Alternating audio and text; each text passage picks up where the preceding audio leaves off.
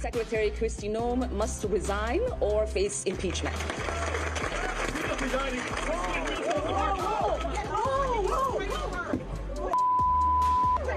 I don't know.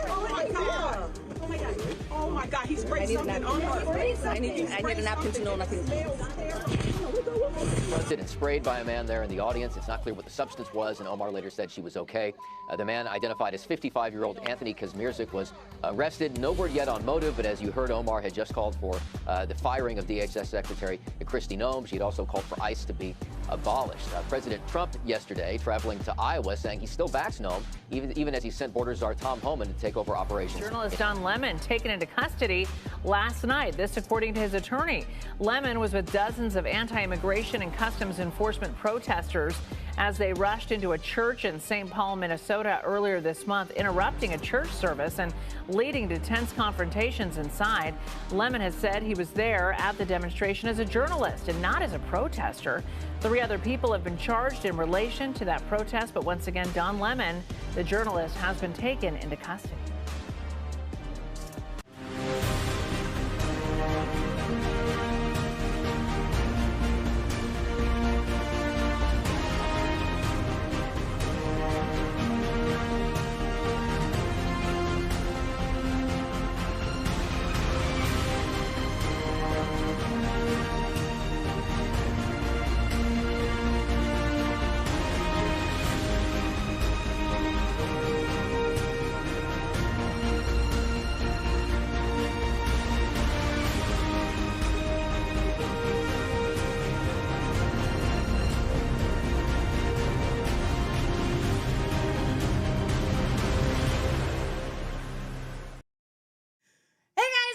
Resistance Chicks. I'm one of your hosts, Michelle. It's Friday, which means we're going to bring you this week's top news stories. Oh my gosh. Okay, so wow, we are bright today. That's my fault. I wanted to go with something lemony for Don Lemon, and yellow it is. Yellow it is. Yellow is the color for today. Okay, now we got that yellow elephant in the room out of the way.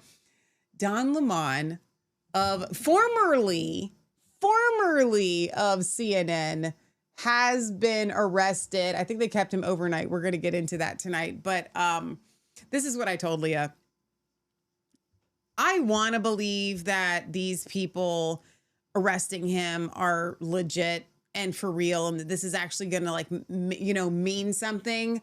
I don't. I feel like the Trump administration put some pressure on to make it'll make us look strong if we can have all these headlines like ours, Don Lemon arrested.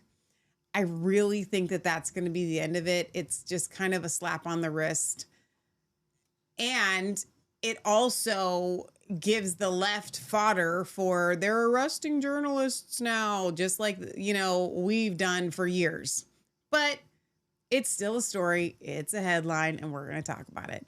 Also, do you think this quote unquote attack on Ilhan Omar was for real? Like, because here's the thing. The dude, we're going to play the clip again, because of course we're going to play it again. The dude sprays something on her, and then she goes at him. Okay, so it just begs the question, maybe she is just some really tough, bad to the bone, whatever, or I don't even know what you want to call her. And somebody comes at her and she'd be like, what? And then because that was kind of I'll come. You come at me, I come at you. Maybe she's got that kind of attitude. I could see that. Okay. But if you have constant threats on your life, like she says that she does, you got constant threats on your life, meaning packages get looked over, your food gets tasted by the person that doesn't matter so that you don't get poisoned, kind of deal. If someone sprays something at you, you retreat and you'd be like, I've been sprayed. I mean, she kind of did a little bit, but it wasn't, and I didn't feel like it was enough. I'm like, dude, girl, you just kept going at that dude. So I don't know. We're going to get into it. And I want to know what Jules says it was totally staged. Nana Yaffa says it was vinegar. But the problem is she didn't know it was vinegar, or did she? And that is the question that we all would like to have answered. Leah, do you know what? That's actually heavier than you think. I thought you hit me with like something heavy. Ow. She just threw a dryer ball at me. I was recreating the Ilhan Omar scene. You were supposed to go, oh my gosh, ah, and let me call the, are you? Now I gotta rub it. The dryer ball. You would think it's not, it's because it's like a ball of felt, Here. but that was significant. It's a little Jesus. Give me my little Jesus. I gotta put him right here. She probably filled the syringe, says Nana Yappa. So you guys aren't buying it. And that's fine. You don't have to buy it. I'm not buying it either. Leah's throwing all kind of anointing oil on herself here.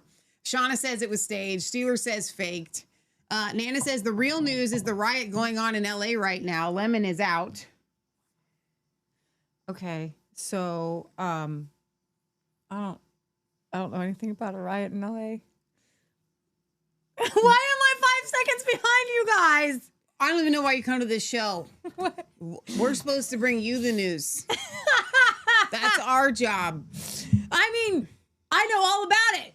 Let me find it real quick. What riot in LA? Jeez, Nana. I got a whole show and I have no riot in LA. You know, and that's the problem with today's I don't day got and producers or anything. Shift stories. It's coming up with the 1992 Los Angeles riots. Oh, really? Okay. Are you sure you're in the right decade? Leah. Right century? So Jules says, I have never seen a woman being attacked that reacts that way unless there are kids involved. You know, I it's such see a it. good point. I see it. ICE protests. It's the ICE in LA. protests. I got it. Yeah. I got it. We're good, Nana. We're good. We So- we will talk about it. Let's talk about No, it. you can't make up songs. Let's talk about Don't. What? So Did you see my yellow? Whoa. Whoa. Whoa. Right? Whoa. Here's the thing. It's fine for me because it's like little. But what I was thinking about was those of you that are watching us on your big screen. That's a lot of yellow. That's a lot of yellow. I'm not going to fix it though. We're going to suffer through. But you know why I did it? Why? Don Lemon. Oh. I even Perfect. Do you see? I Perfect. put him behind little bars there. Perfect. I wasn't thinking that, but you know, I still haven't found my little Nana ear buddy says, thing. I have no life. They have the ICE agents hostage in the building. You have a life, Nana. You're here. You have a life, and that would be a breaking news headline story for Resistance Chicks to cover. You know, I still don't have my other earbud thingy. Oh my gosh. Okay, Here, work with me. No. It's I'm gonna fine. give you one. No, I don't want yours. Are you kidding? Right out of your ear? Yeah. Blech. There's stuff in ears that don't belong there. No, and we actually, don't. the things in ears belong in your ears. Okay, so there's a lot we're going to talk about today. I've got, as promised, I have promised you, and I shall deliver plenty of commercial breaks. You're not here just to learn, just to complain, just to be filled with fear. Because that's what we do with conspiracy theorists, you know. We got to feel a little fear. I even have a clip on fear. Oh, Did you know no. that it's good for you Okay. to experience real fear from time to time? What? Because it helps differentiate from the fake fears. Oh, okay. Okay? So every once in a while, Like you need to when- have a bear coming at you. Just every once in a while. Okay. We're going to arrange that. You know, Arr. just got to have a little bit. It helps differentiate from like, I'm running late. I'm going to get to the airport and we don't have our passports. And oh my gosh, like fears that Hang on. like, Oh, so you know what? like physical fears from the things that could go wrong, but might be frustrating, but not necessarily fearful. I'm never doing that Fear Factor So- show. That is just a bunch of it literally should be called, here's the thing, Fear factor should be called disgust factor, and that's a difference. Yes, it Repulse factor versus fear. I don't believe in it at all. So Those you are two different mentioned things. running late, airport. Catherine O'Hara of Home Alone died today. I have a little clip of her. Wait, do you really? Yeah. I mean, she's Hollywood, so like, but you know, she wasn't Home that Alone. old. She's born I in 54. know. Like, why did she die? I don't know yet. We can all guess. I just know she passed away. I was gonna look that up on the slide. I know. While we were going live. Put it in the Apparently, chat. Macaulay Culkin said, "I thought we had more time." Aww. Yeah, I know. But like, so first of all, someone has died, and that's really sad. At the same time, like, should we know who these people are? Yeah, I know, right? Right. It's not. Yeah, I'm with I you. never met her. She's 71. She's still really young. She died after a brief illness. Oh, that stinks. Shoot. Yeah. So Wicked Psych says thrill seeking is different from natural fear. Jewel says, fun fact, they are starting to use earwax to diagnose so many things from diabetes to cancer. Oh, are things building up in your earwax that are, oh, wow. She was in a lot of kind of dirty shows, by the way. She was, I know. She was a comedian. I mean, those people in Beetlejuice. They don't know how to laugh at anything that's not perverted. Yeah, well, she wanted to be remembered for being a wife and a mom, and I think that was nice. But they're not saying how she died. Okay, so anything you want to talk about before we start diving in? Okay, elephant in room. What color are elephants? Gray. What is a similar color to gray? If you were talking about a precious metal. Silver. Were you wanting me to say that elephants are silver? No, gray, and then I was going to have you make the jump. That was really reaching. Elephant in the room. Get it? So silver far, is the elephant in the room. That was the biggest stretch of any kind of conversational transition. Welcome. There's an elephant in the room. To the most professional broadcast on the internet. Elephant in the room. I can't go all the way around because hang on. Are elephants ballerinas now? Was gonna do a little elephant ballerina dance. Okay. Now, pumpkin. Okay, pumpkin. I was not watching the parabolic rise of silver with the same enthusiasm or excitement as other silver holders. Mostly because I was thinking, I can't buy at these prices. Right? Yeah. I that's what I told you guys. It was like I wanted to. Thought about it. Yeah. I looked at it at 70. I told you guys. And I felt 70 was too high. When silver is we make regular silver purchases as part of our obedience to God is what it is, I believe. Just because we believe in constitutional money, and it's not just constitutional money. We believe that sound money is a biblical principle, that God hates unjust weights and balances. Which, frankly, what they're doing to silver is that right now. That's why I really don't like this super rise in silver, because it wasn't precipitated by any sort of event. So do you want to tell them the punchline? Silver drop. $30 today. Drop like a bad ex. Here's the... You ain't even never had an ex. How does that phrase even come into your brain? Too much Twitter. I was trying to come up with something like I was really quickly. It was the only thing that came to my drop like a bad habit. Like a hot potato. People don't drop bad habits that quickly. If it would, we would all be healthier and like super great, right? House would be super clean. You and I would never argue, which we haven't actually argued in a really long, long time. 2 days. We've had some serious discussions, but no arguing. Okay. So silver dropped. Now, here's what I told Leah. We were buying silver. Put it in the chat. Like a what? When we first started buying silver, it was $15 an ounce. Then it went to 17, and it was and then it just kind of hovered there. You know, like went up and down, a few bucks here, a few bucks there, right? Then we'd buy it at 22, 23. It was a huge deal. We covered it on our show when silver broke 25. We could then when it broke 26, then it broke 27, 28. And but those were big, big deals. It took like years for that to actually take place. Okay. When we bought it at $15, it had fluctuated by $30, jumped 15 and then dropped down to 0 or something like that. That would have been insane because silver can't go to 0. So the fact that we're even living in times where silver can drop by $30 in one day. It was at 30. It was just at 30. It was just at 30 like last year. Okay? This isn't real. What do you It's mean? not real. Okay? Which should prove to you that your paper dollar is also not real. So we were talking about this, and I have been put into the algorithm of men who hate each other. And it's the Bitcoiners and the silver guys and the gold bugs. And there is no following any of their advice. And if you want investment advice, the kind you're going to get, you literally are going to get investment advice here. I was going to say you don't get investment advice. Of course you are.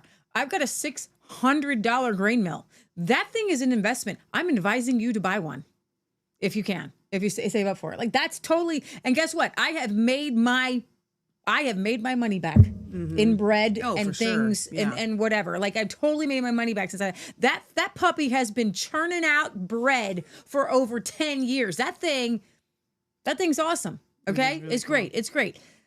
So you do get investment here. You're not going to get, I'm not telling you to invest in silver or gold or stock market. I see the numbers. I see the guys who say things like my stock portfolio is up 28% over the last year. Well, I'm glad for you. Okay, good for you. It's going to fall at some point. The Bitcoiners see Bitcoin as an investment.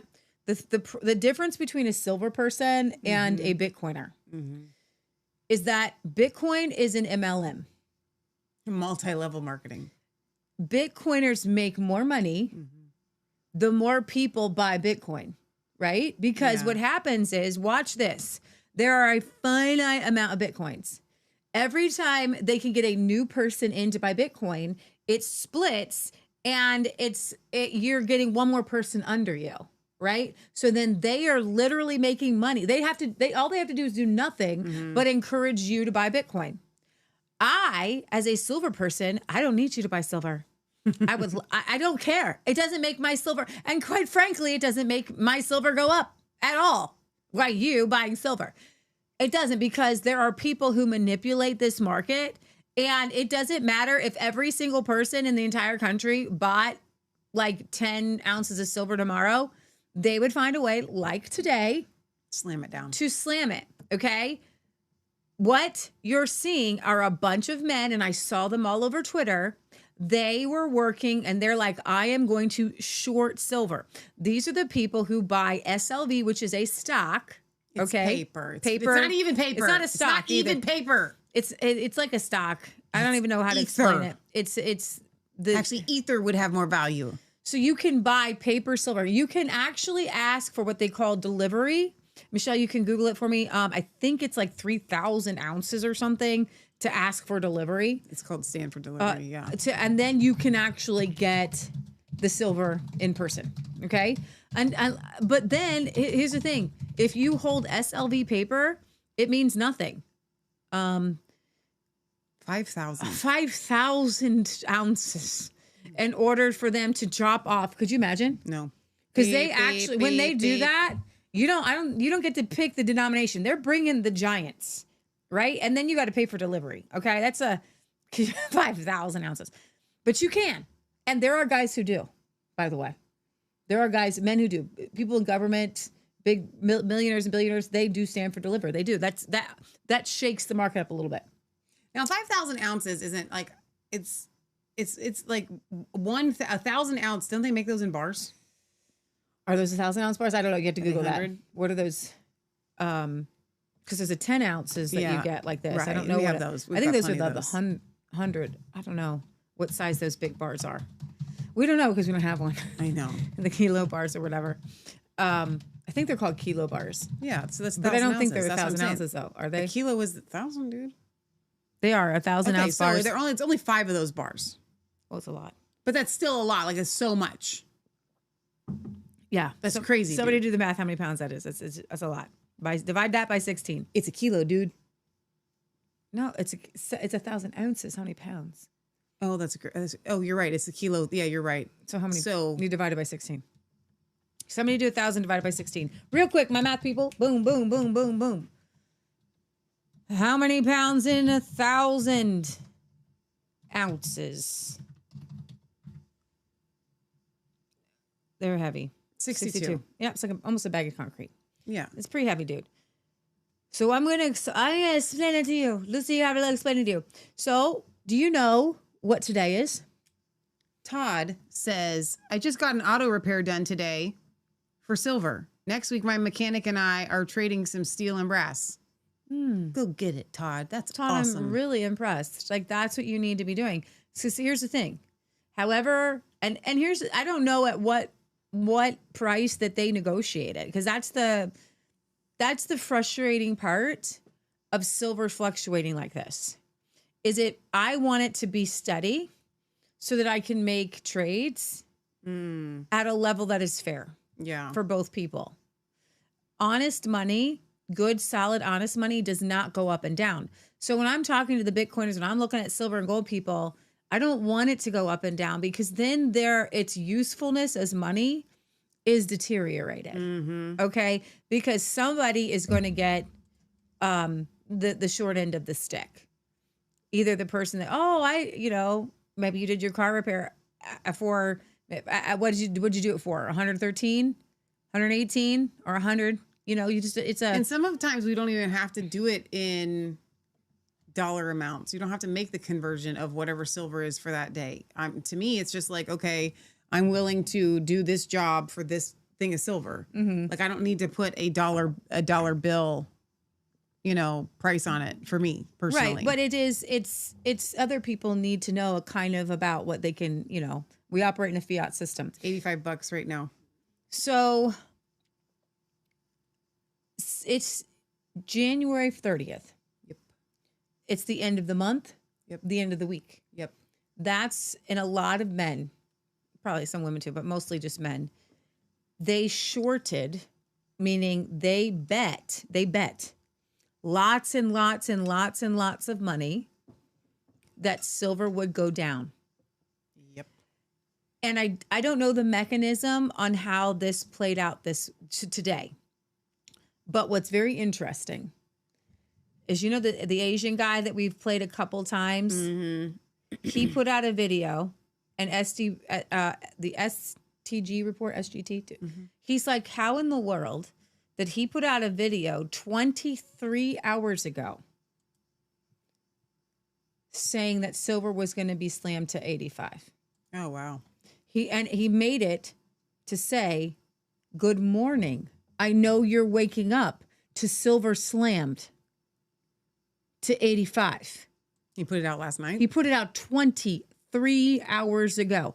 He put it out at 7 o'clock last night. 7 o'clock last night. Wow. Silver was 113. There was no way for anyone to know. How did he know? How do it know? Now, this guy is an Asian person, but he is an actual real person. Right. He presents himself as an AI Asian person. And this was expected. I'm comfortable. I'll tell you where I'm comfortable buying silver. If it goes down to 70, and I'm actually pretty comfortable buying right now. Guess who's buying right now? Mike Adams. So when Mike Adams is in most subjects, he's the smartest guy in the room. Yeah. When it comes, there's a lot of things that don't kind of agree with theologically wise with Mike Adams. Yeah. But when it comes to silver and gold, that guy is not going to do something that's going to hurt himself. No. He's not going to do it.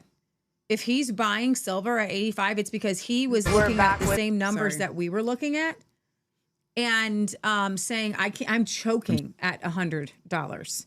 I cannot. He said that? Me. I'm you thinking did. that. I'm thinking that. Okay. And so were so many of the other silver guys.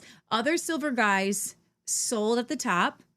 But here's the thing. What was the top for them? Because they had to take a pretty big hit on their on the premium. So nobody who was selling physical silver was selling for whatever it was going for. It was mostly probably $10 under, like $10 under spot.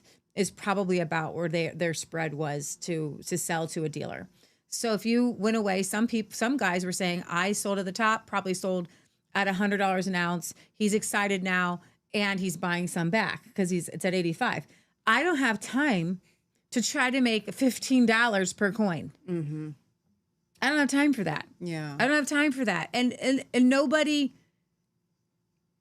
I don't have the morals to do that.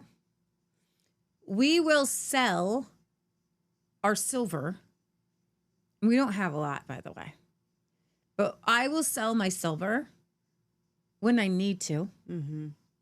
When I feel like it's the right time. Well, hang on. And wait. But if I will sell my silver if I need to, if I ever needed to. There you go. But that's why I said when I need to. I know, but when you say when it's the right time, that makes it seem like we're holding on to it. No, I'm not. For you're a right time, and that's why I wanted to interrupt you because I don't like that. That's not what I'm not holding on to silver. I'm selling it if I need it. You hold on. If I need the money, if I really need something like there's an emergency happening in my family, mm-hmm. But right now for me, that silver doesn't exist. Exactly. It's gone somewhere. It is over here. I mean, like we went into credit card debt to pay for my mom's stuff. I'm not paying for it with silver. Why? Because that credit card debt, if I had to, I could go bankrupt.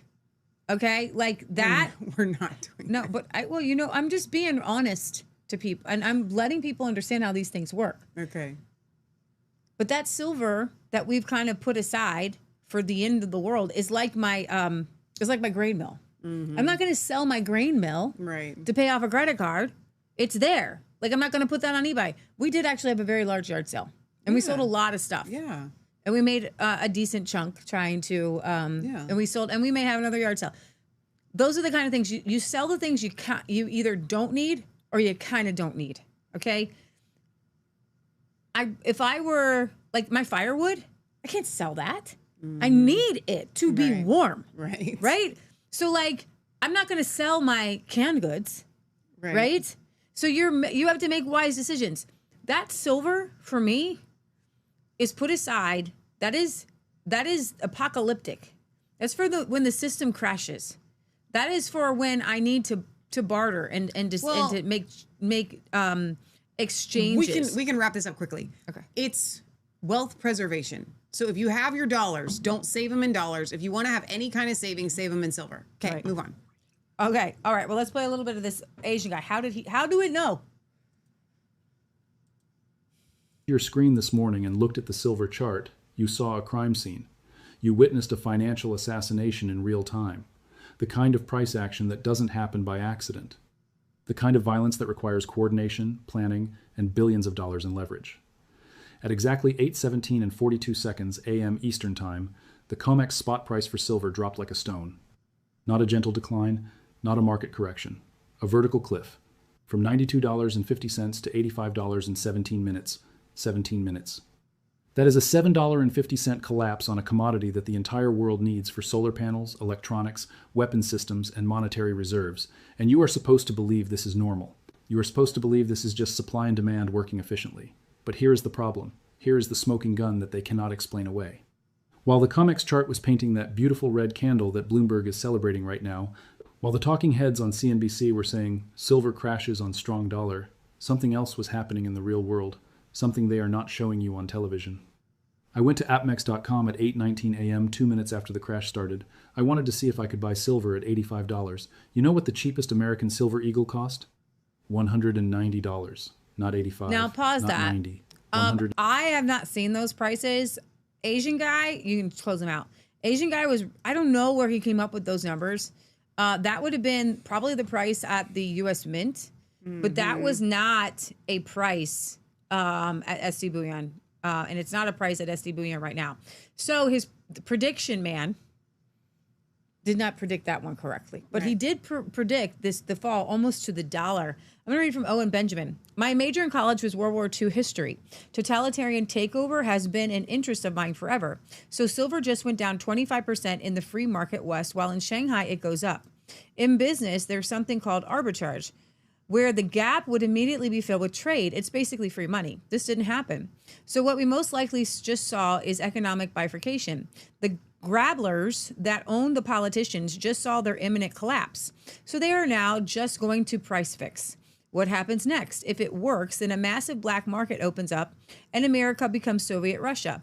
Centralized control of price of everything, not as bad as it sounds. Free trade is one of the causes of mass migration. A central control of all markets has its benefits. The drawback in this situation is that it's a very small insular nation that will be controlling markets for the benefit of, quote, the nation, which isn't us. They want you guys on a crypto ledger, which is why you can see the bit bots in full force. They're everywhere on every silver post. I literally will I'll write something and then I'll just delete it. I'm like, why are you here? Go play your own game. Don't talk to us about silver. You don't like it. You want to say it's not an investment. You want to tell. Well, why are you here? On every silver post, there are a massive amount of Bitcoiners just there to talk trash. It's so weird. Which is really interesting because all of the Bitcoiners that I know diversify with precious metals and Bitcoin. Again, not the end of the world. It's just the economic standard of living will fall and the level of cognitive dissonance will skyrocket again. That's from Owen Benjamin. So hang on. So the price of silver in Shanghai, and this is worth noting right now, is this post is saying it's at $123 an ounce? It has been. Let me see.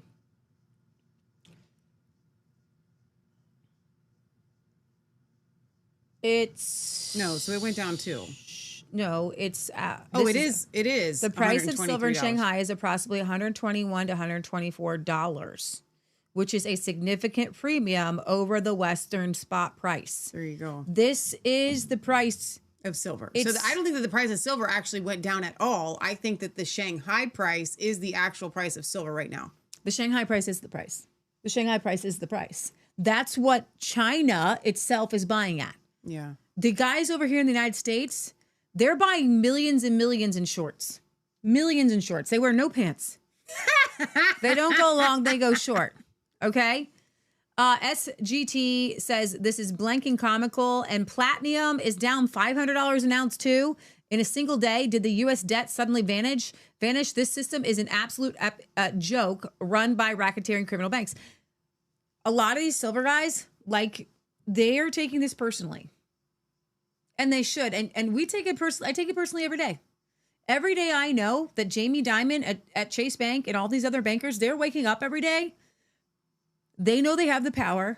They can control the lives of you and I. If they take $1 from every single Americans every day, they're making $330 million a day. These guys twist, manipulate.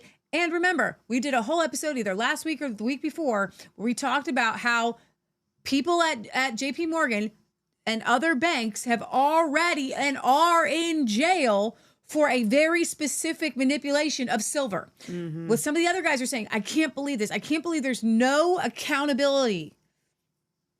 When the fox is not going to tell you, oh, I'm stealing the chicken. The hawk's not going to stop other hawks. Okay? We need Jesus to have fair trade. Okay? So why do I buy silver, Michelle? I buy silver because I believe in fair trade. I believe that there is a Bible verse. There are many Bible verses that say God hates unjust weights and balances. You know what God hates? God hates this value. This is copper. This should not go up tomorrow. It shouldn't go down tomorrow. It should just be. So that you and I can make a fair trade and know that not even a cent has changed. And I know that I keep reminding you of this. But in Jeremiah, a potter's field could be bought for what, Michelle? 500. 30 pieces of silver. 30 pieces of silver. 500 years later, okay, 500 years after the book of Jeremiah was written and said that potter's field was bought for 30 pieces of silver. Mm. How much did Judas buy a potter's field for? Well, Judas didn't buy the potter's field. Judas bought the potter's field. He got the 30 pieces of silver. Didn't he buy it too? No, but the potter's field was for bought. I thought he went and hung himself in the potter's field. I don't think that's what he did. Judas hung himself. I know he hung himself, but I don't think he bought a potter's field. Look it up. Michelle, you were really messing with my mojo today. I'm sorry. You're the one that was kind of questioning. No, I know You're this. like, did he buy the potter's field? And I was Yes, like, no, I did. don't He know. did. Judas Iscariot did not directly purchase the field. Rather, stricken by remorse, he returned the 30 pieces of silver to the chief priest, who then used the blood money to buy the potter's field as a burial place. Yeah. Okay, there we go. So there was you were right that it was related. But then a potter's field was bought for 30 Yes. pieces of silver for Yes. Judas. For Judas. Okay. Well, it wasn't. Yeah, whatever. It's the same thing. Well, here's the thing. Who bought the potter's field? Yeah. Okay. So 30 pieces of silver is the point. 500 years later. Yes. Okay. The value of gold and silver has remained constant since pretty much the beginning of time. It's always been in a ratio of 10-1 to 15-1, regardless of region. Okay. And so God hates when people cheat other people. He hates it. So these bankers, the reason why bankers are all going to hell. I mean it. If you're waking up, and this is why I don't do the stock market. You know why? Because speculation and gambling is not biblical. It's not biblical. If you want to invest in a company because you believe in a company, that's one thing. But if you're investing in a stock market as speculation, it's wrong. It's evil. It's in the fiat dollar that is not godly. Okay, I don't want to spend a whole lot of time on this, but that's where silver's at today. Well, and just to keep in mind that silver is the real money, that the paper dollar is the fake money. And Right. and throughout history, that's been the case. And several different things have represented quote unquote fiat money, meaning not the real thing, or like a check, right? This just represents, your check just represents your money in your bank Right. account. So if you have something, I don't know why bread just keeps coming to mind, but just go with me for a second. If your money that you traded in was in bread, right? And your actual value was the silver, the more bread that you needed to buy that thing, it would actually represent the devaluation of that bread, not... Does that make any sense? Yeah, I would like to play this guy. He's a commercial breaker. He's just so wonderful. Him and his wife are homesteaders. And he calls themselves poor. Money is just supposed to be a representation of your work. Instead, money has become a representation on how much you can cheat somebody or how much you can speculate on something. And that's not what money should be. It should just be, I worked this amount of hours. These people work hard. They should have a decent amount of money. Evidently, I need to be clear on a couple of things. First, we are not expert homesteaders. I'm not an expert logger, rancher, gardener, He's got the Fiskers, though. or DIYer. He's going to get it. So Now, Katie, she's the only one worth anything around here. Homeschooling, making us an ingredients house, and generally just managing all the chaos. We are just two people who asked ourselves, would you rather be poor in town or in the country? The answer was easy. But the process was extraordinarily difficult, spiritually, physically, mentally, financially. Secondly, we're finding joy in our poorness. Every day we forget that our bank account is perpetually on airplane mode. Every day we remember that God provides our daily bread, like the sparrows and the lilies. We're here building a different kind of wealth, being present and unsurpassingly joyful in all things. That's something that money can't buy. If you're poor, struggling, and stuck, this is the channel for you. Aww. They literally Also, called we just got here in August 2025. We got a lot to do. the DePoor family. That's really good. I would just like to for anybody that was wondering why he was struggling, if he took about 10 inches off of that base of that tree that he's chopping on, that would have gone through in the first time. So many people have said that in the chat.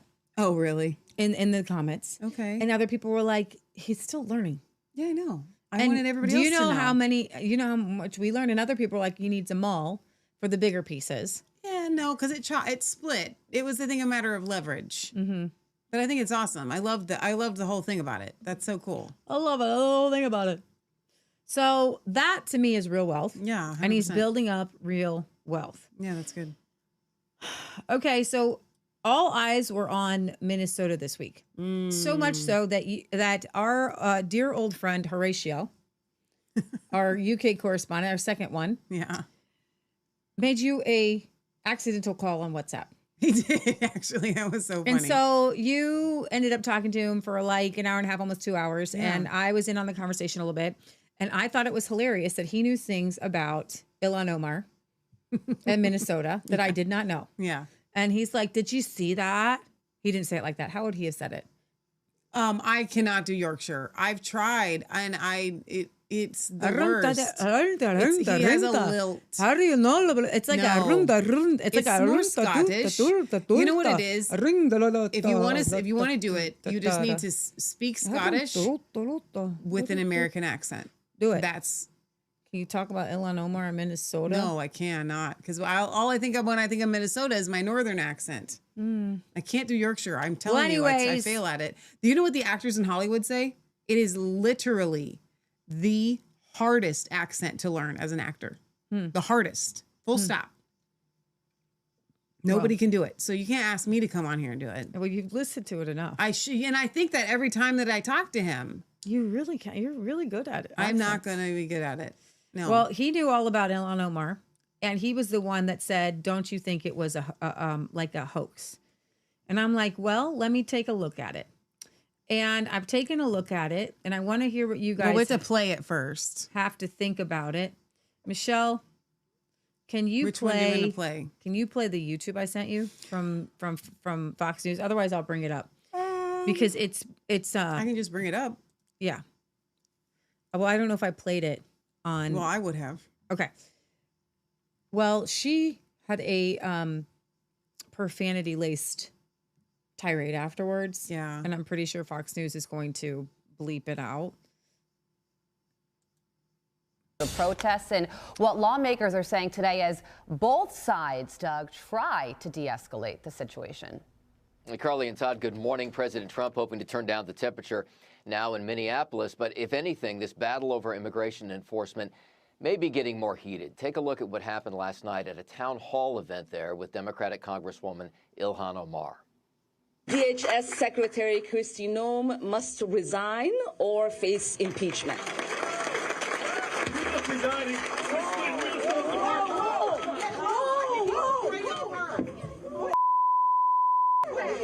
I don't know. Oh my God. Oh my God. Oh my God. He sprayed something on her. I need a napkin to know nothing. I need a napkin to know nothing? What does that even mean? No. Ilhan, you need to go get checked. No, We will continue. Not gonna get away with it. Omar was confronted and sprayed by a man there in the audience. It's not clear what the substance was, and Omar later said she was okay. The man, identified as 55-year-old Anthony Kazmierzik, was arrested. No word yet on motive, but as you heard, Omar had just called for the firing of DHS Secretary Kristi Noem. She had also called for ICE to be abolished. President Trump yesterday traveling to Iowa saying he still backs Noem, even as he sent border czar Tom Homan to take over operations in Minnesota.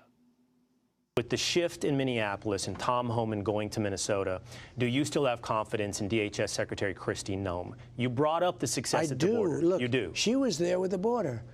Who closed up the border? She did, with Tom Homan, with the whole group. I mean, they closed up the border. The border is a tremendous success, one of the most secure borders in the entire world.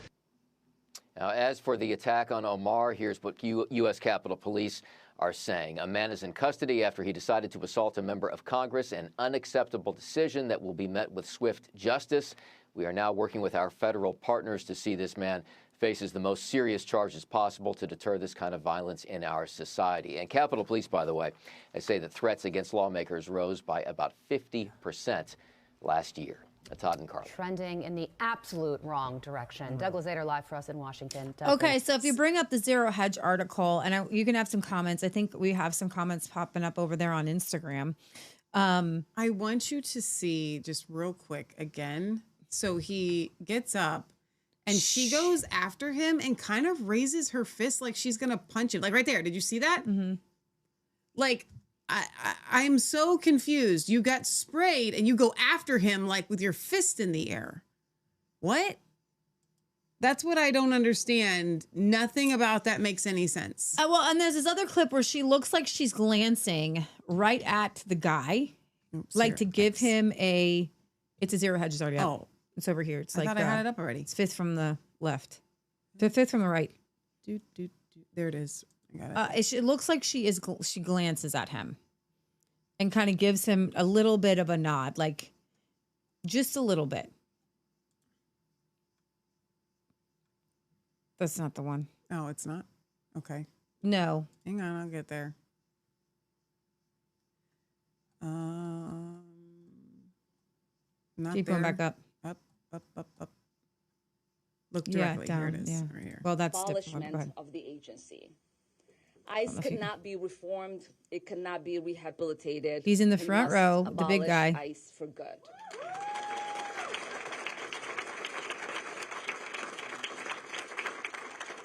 And DHS Secretary Kristi Noem must resign or face impeachment. And then she kind of nods. You see that? Yeah. So scroll down, and she nods in his direction. Well, but also while I was watching that clip, her chest is heaving. Yeah. Like she's nervous. Like she seems to be like reading until it's time. Right? It feels like that. Like, and then why would you look right at him right before and kind of do it again? It's like just a little Resign quick. Or face impeachment. Do you see that? That's a look. That's a look. I've seen it, and she gave him just a tiny, tiny little look. Play it one more time. And why does she look right at him? Or face impeachment. That's a look. That's a look. I'm telling you, that's a look. That seems like 100% look. That's a look. I've seen a look. I've done the look. I am the look. But here's the thing. Again, if we have a minute, I'm gonna punch you. She's captain now. She is captain now. I want to play Play this it again. No, Yeah. this part again, where to me it feels like she's guarded. Her chest seems like she's not quite ready. Rehabilitated. We must abolish ICE for good. Take a deep breath. She's nervous. And DHS Secretary Kristi Noem must resign or face impeachment. It's your time. She still flinched because you would anyways, And then she goes like, "I'm going to pretend punch you," and then I don't really have a plan after that. And then she's kind of like, "I'm going to stay," and somebody's like, "It stank, get you out of here," and it's like vinegar or something. Yeah.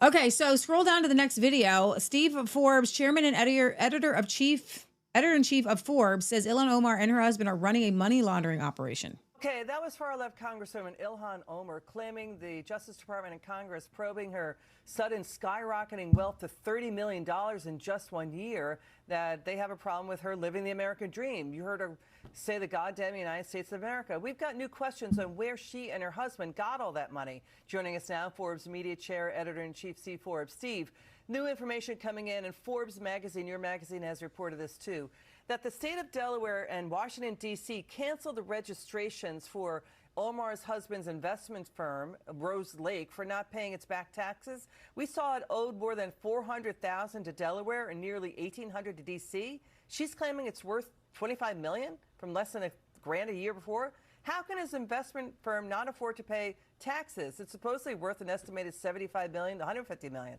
This is really weird stuff. Well, weird is not the word for it. There's another word for it called crooked. And that's why we have to have an investigation into this. As you know, the Biden administration started examining her finances and that of her husband. And so surprise, surprise, that investigation went nowhere. But it's amazing how people can go into Congress and then become these entrepreneurial investing geniuses, where they come in, she had under $1,000 of net worth, and her husband didn't have much, and suddenly now they're multimillionaires. Is there a money laundering operation here? And in terms of the firms themselves, they have a sketchy background. That winery in California that she and her husband own, where did that come from? Where's the wine there? And nobody can seem to find it. So there's a lot of smelly stuff here, and that's why in the American Dream, her version of the American Dream is the Al Capone version of the American Dream, Tony Soprano version of the American Dream, and that is steal it from the taxpayers. And so there's a lot of stuff here, and so when somebody cloaks themselves in the American Dream, and so you have numbers like this, from minus 1,000 to 30, 40 million, you know something is not right. Yeah, and she's also like, blaming people, bullying, doing race baiting, race bullying. There's no evidence, public evidence, there's even a winery. She valued it at $5 million. His investment firm is real. It's supposedly real. Its D.C. headquarters appear to share office space at a WeWork, Steve. There's no track record of his firm managing money, doing M&A deals. No clients we see, investment deals, or any work it's done. They say they do work in 80 nations operating in. There's no SEC registrations for them as investment advisors. What is going on here? This increasingly looks sketchy, both the winery and his investment firm. Yeah, the winery may not exist, and the firm may be just really a name only, as you say, a WeWork office. Big deal. So that's why the investigation needs to be done. And suddenly all that $30 million, I think you're going to find, I'll make a speculation and prediction, that $30 million came from sources that are illegal, period. Thank you so much, Steve Forbes, helping us to break Wow. I hope, God, Lord, just get her. Okay, scrolling down, somebody made a meme. I saw that. Quality acting school. If you think Ilhan Omar's attack was legit, you might have the IQ of a Somali. Go ahead and read that. Guy who is planning to spray her with some unknown substance conveniently sits front row. Waits for the moment she attacks Ice and Kristi Noem, then sprays. Ilhan Omar chases him instead of ducking like a normal person, especially women when attacked. Cameras conveniently ready to take 4K images of the perpetrator. Ilhan Omar then defies her security to finish her dumb and unimportant speech. She proceeds to make herself out to be a champion who survived a political attack. So I think he probably is a drug addict and either going to get paid or something to get out of it. There's a deal to be made here.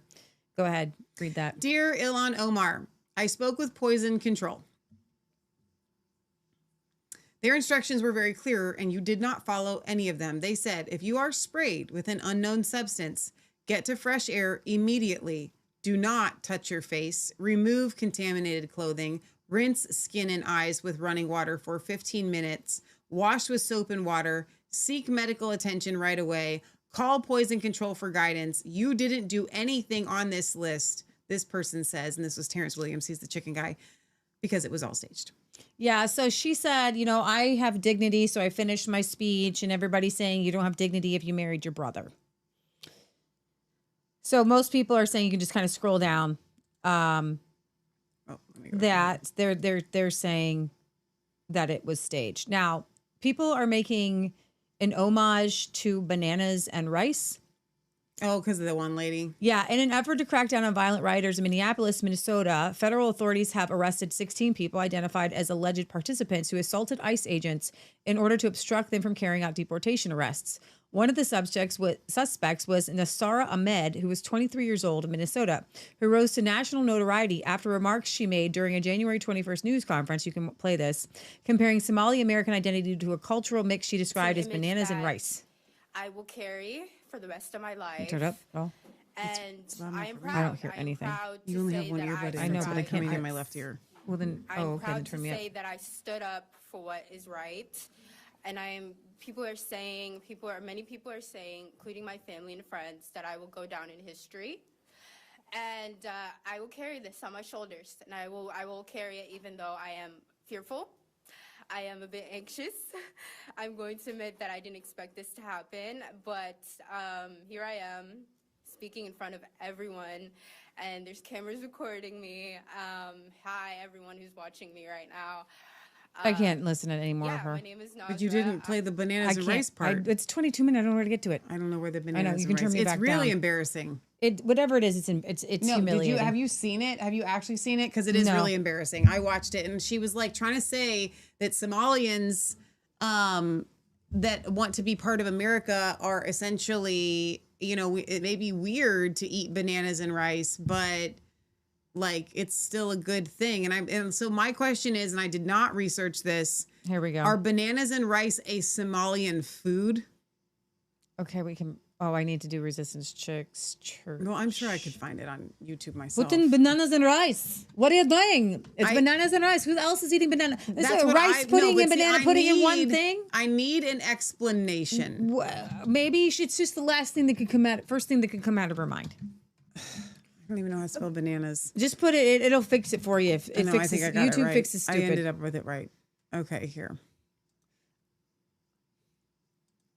Hang on, unmute her. They do all look alike. You're a racist. No, I'm Eating just mean. bananas with rice. It's a lot. It's like a cultural fusion. It's kind of like the bananas and rice. Even the way she speaks is unbearable. It's like this is what happens when you take a third world Somali woman, plop her down. Hang on, I want to hear the rest of the thing that up to the top. I know, Do but the now I'm- Australian one. I don't know. Now I'm curious about this woman bananas and Nasra rice thing. Ahmed, who went viral this past week for describing what it means to be a Somali American as being like bananas and rice. To me, being Somali isn't just eating bananas with rice. It's a lot. It's like it's an interesting thing. It's very hard to describe what it means to be Somali and what it means to be American, but it's like a cultural fusion. It's kind of like the bananas and rice. People don't really see people don't think, oh, you can eat bananas with rice, but that's what it's like to be Somali and American. It's like that combination of banana and rice, but you're gonna get what I mean. Okay, that is a common I don't know thing. about you, but I'm getting hungry right now for, Okay, I don't know, it's a maybe some common banana. thing. You can bring it up. It says, yes, Somalis commonly eat bananas with rice, as well as with spaghetti and other savory main dishes. It is considered a staple, everyday combination where the banana is eaten alongside the meal to complement the flavors, often with the fruit acting as a palate cleanser and mixed directly into the dish. Now go back and Google Google with this other guy. Well, I'm just watching this bananas and rice thing here. Watch this guy. He's going to show you. I'll switch this to a resistance chick shirt so I can play it here. No, there see, we go. now I I've want you to lost my see this. bananas I and want you to rice watch search. this guy. I want you to watch this guy. He's going to show you what they do. Have you ever tried eating banana with your food? I know Somalis like to eat banana with some of their dishes, so I thought, why not try eating a Pakistani dish the Somalian way? So I have some chicken biryani here. I'm just gonna break off a piece of the banana. Add some of the chutney to the chicken. Let's break a piece off of the chicken along with some of the rice, and then the piece of banana. it's so gross, And I'm just though. curious to see, does this only work with Somali dishes, or can you eat a banana with almost any dish and make it work? Okay, it's not nasty, but I think this only works when you have something spicy. I can't imagine you eating a savory dish that has no spice and then adding It the looks banana like because the the banana is banana is frequently paired with every meal, breakfast, lunch, or dinner, regardless of the joking. main dish. You're joking. Whether the main dish is rice or anything else. What? Many Somalis do not consider a meal complete without a banana. Okay, so I don't want to hate on it and judge it because I'm assuming bananas are native to where they come from. Okay, so if life gives you bananas, eat it with every meal, right? Mm-hmm. But at the same time, her explanation was a little odd. Do you know what I'm saying? We're gonna have to move on from the banana story. We are. We're so stuck on this. Okay, bananas. Goodbye. Well, let's go. I know what perfect story is. We're going to go to the lemon.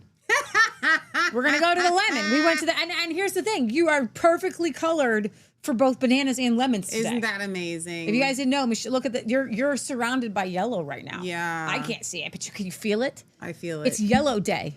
It's yellow day, and we're going with Don Lemon next, okay? So Don Lemon has been arrested. Now, I am a little perturbed by this. You want to know why, Michelle? Because I don't care about Don Lemon. I want Tony Fauci arrested. I want Comey arrested. I want that other guy who ran the FBI arrested. I want... there's so many other people. I want Hillary Clinton arrested. I don't care if Don Lemon went into a church. I don't care. And I don't need him arrested. I want Fauci in the brig. ASAP to yesterday. And you know who else does? Rand Paul, who went to the DOJ and say, we would like for you to, we have an indictment. Would you serve it? And they're like, no. We're only serving up lemons today. And bananas. We got the banana girl and the lemon guy. And we're just like, can you get the COVID guy? We don't care about bananas. We don't care about lemons. We care about COVID. COVID. Say it 5 times fast. Maybe we'll stop with the COVID. Okay, conspiracy against right of religious freedom at place of worship. They're just trying to just appease us. And you know what? I'm not appeased. I'm not a lemon. And I'm not a banana. Okay? Leah. But you know what? You're slipping, Pan Bondi. You're slipping on that banana peel. Leah. And I am turning into sour lemons because of this. You have gotten there. Yes. Former CNN anchor Don Lemon was arrested by federal authorities late Thursday night on the charges that he violated federal law when he entered the city's church in St. Paul, Minnesota, and shoved a microphone. God forbid he shoved a microphone in people's faces. A live stream reactions after activists stormed the church. Now, I don't want you to be storming a church. And I think that trespassing should be, is a crime. Just like you wouldn't want people storming your house, right? Go ahead, play the video. Lemon wearing black. We're already there. Don Lemon. I don't care if you were arrested. Hang on. I don't care. The pastor holds it down pretty good. We've already played this, but we're playing it. What do you think of this? I mean, this is unacceptable. It's shameful. It's shameful to interrupt a public gathering of Christians in worship. But there were folks who will... I have to take care of my flock. Okay, but listen, we live in there's a constitution in the First Amendment to freedom of speech and freedom to assemble and protest. Yeah. We're here to worship. We're here to worship Jesus because that's the hope of these cities. That's the hope of the world is Jesus Christ. I want to be very respectful. Please don't push me, though. We're here to worship Jesus. He's in his face, and he tells the guy not to push him. Let's go back to right here. I don't know if you guys see this. Watch Don's hand. Let's see, on the left. You can actually see, well, now it's not going to go. I'm going to make it smaller. You actually see Don's hand when this guy tries to leave. No, I'm going to have to refresh. When this guy tries to leave, Don grabs a hold of him, like essentially not letting him. Don't go. And then he tries to push away from being kidnapped. Yeah, and then Don says, don't push me. Trying to kidnap a pastor. What do you think of this? Watch that again. This is Watch unacceptable. Don try to grab a hold of this guy. It's shameful to interrupt a public gathering of Christians in worship. But there were folks who will... I have to take care of my flock. Okay, but listen, we live in there's a constitution in the First Amendment to freedom of speech and freedom to assemble and protest. We're here to worship. We're here to worship Jesus because that's the hope of these cities.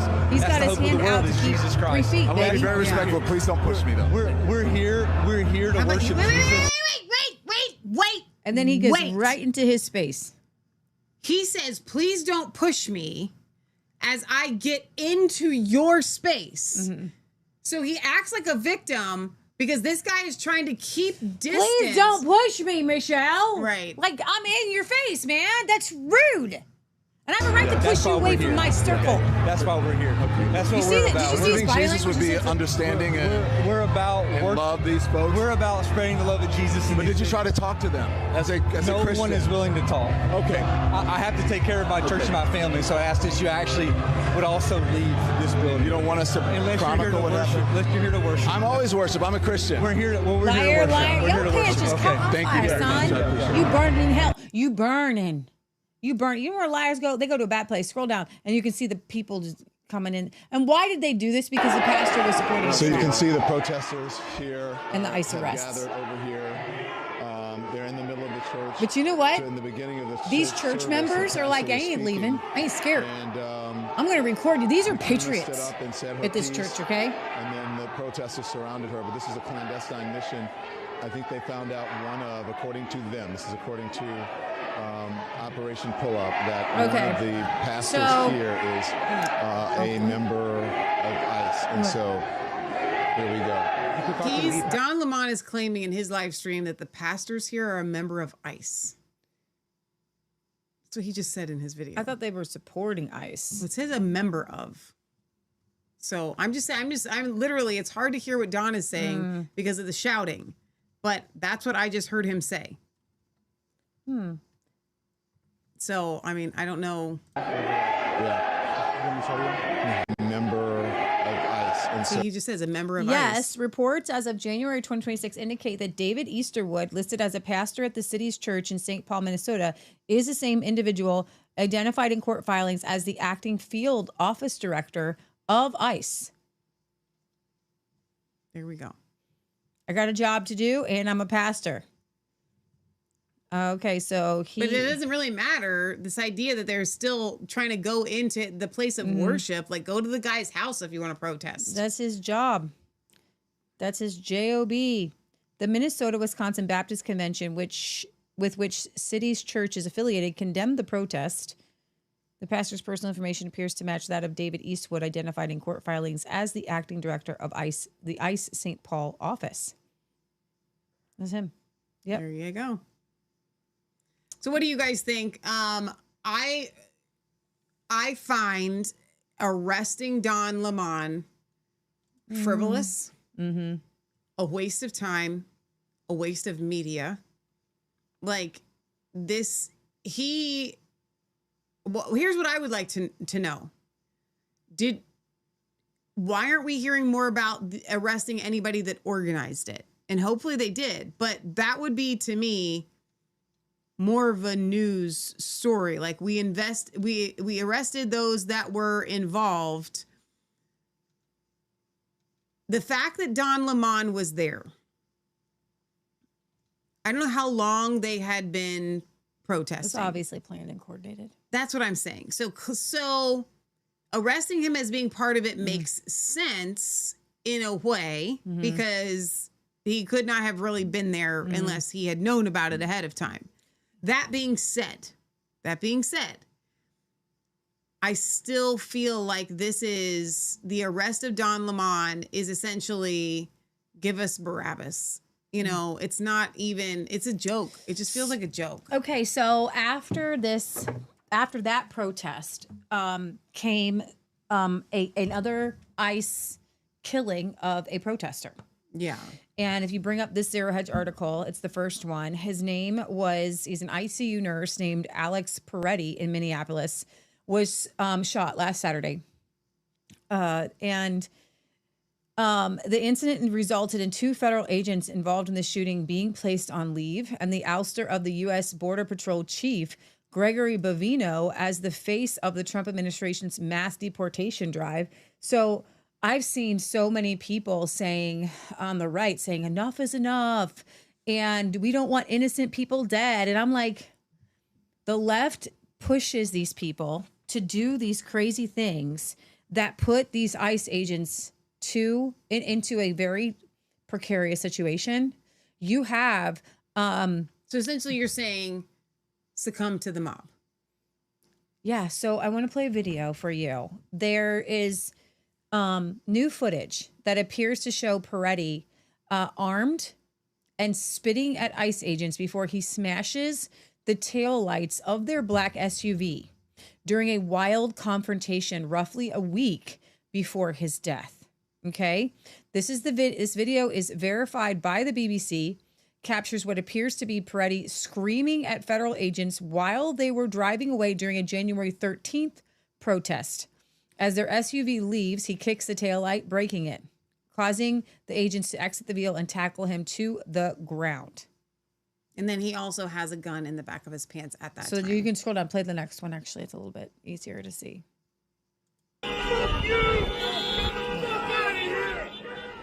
So you can see you're probably still loud. You can see the guy right there on the sidewalk. Jeez. Sorry, I did not mean to be playing that FU over and over again. I'm trying to make this big enough so you can try to mute it. Oh my gosh, so much of that. You can just turn it really, really, really low so people can kind of see what's happening. You don't have to hear him. You can kind of hear the honking and things like that. You don't have to hear what he's saying. If you play Russian roulette, if you play stupid games, there are really stupid prices. So there he just spat at the SUV and then he kicked the taillight. And shouting at the agents as they walked back to their vehicles. When they started driving away, the man kicked their taillight. That's a An pretty agent big then kick got out of the vehicle, in order to make that grabbed happen. him, and pushed him to the ground. He should have been arrested. If you or I were to kick the taillight out of a police vehicle, what would happen? During the altercation, agents fired tear gas and pepper balls into the crowd. They continued to hold the man down before they retreat, and he walks away. How is it that he was not arrested? Because I don't think they had arresting powers. The man in our footage is wearing a similar outfit to what Preddy was wearing on the day he was killed. What appears to be a gun is also visible above his waistband. Oh my gosh. So the hero nurse was actually a crazy psycho spitting on ICE agents and attacking their vehicle. Guy should have been charged for this. Might still be alive. He would still be alive if he had gone to jail. Right? Right? Anna Navarro was saying that Alex Preddy was the perfect guy. He's the guy that you want your daughter to date. He's the man you want your son to be. No, I'm not even going to play her. And he was shot and killed. Guys, you're not gonna convince me that he did not have it coming. So after that, I have watched, and I don't know why this has ended up in my feed. Thank you, Benny Johnson, and all the rest that I follow on Instagram. I have watched the footage of this man being shot so many times, like not even on purpose. It's like, oh, we got new footage. He had a gun. And so I don't know. Look, we have not on our show played the footage of him getting shot. I am here to tell you that with all of the footage that I watched, it's not, Leah, your phrase, he had it coming. I'm going to strike that from the record.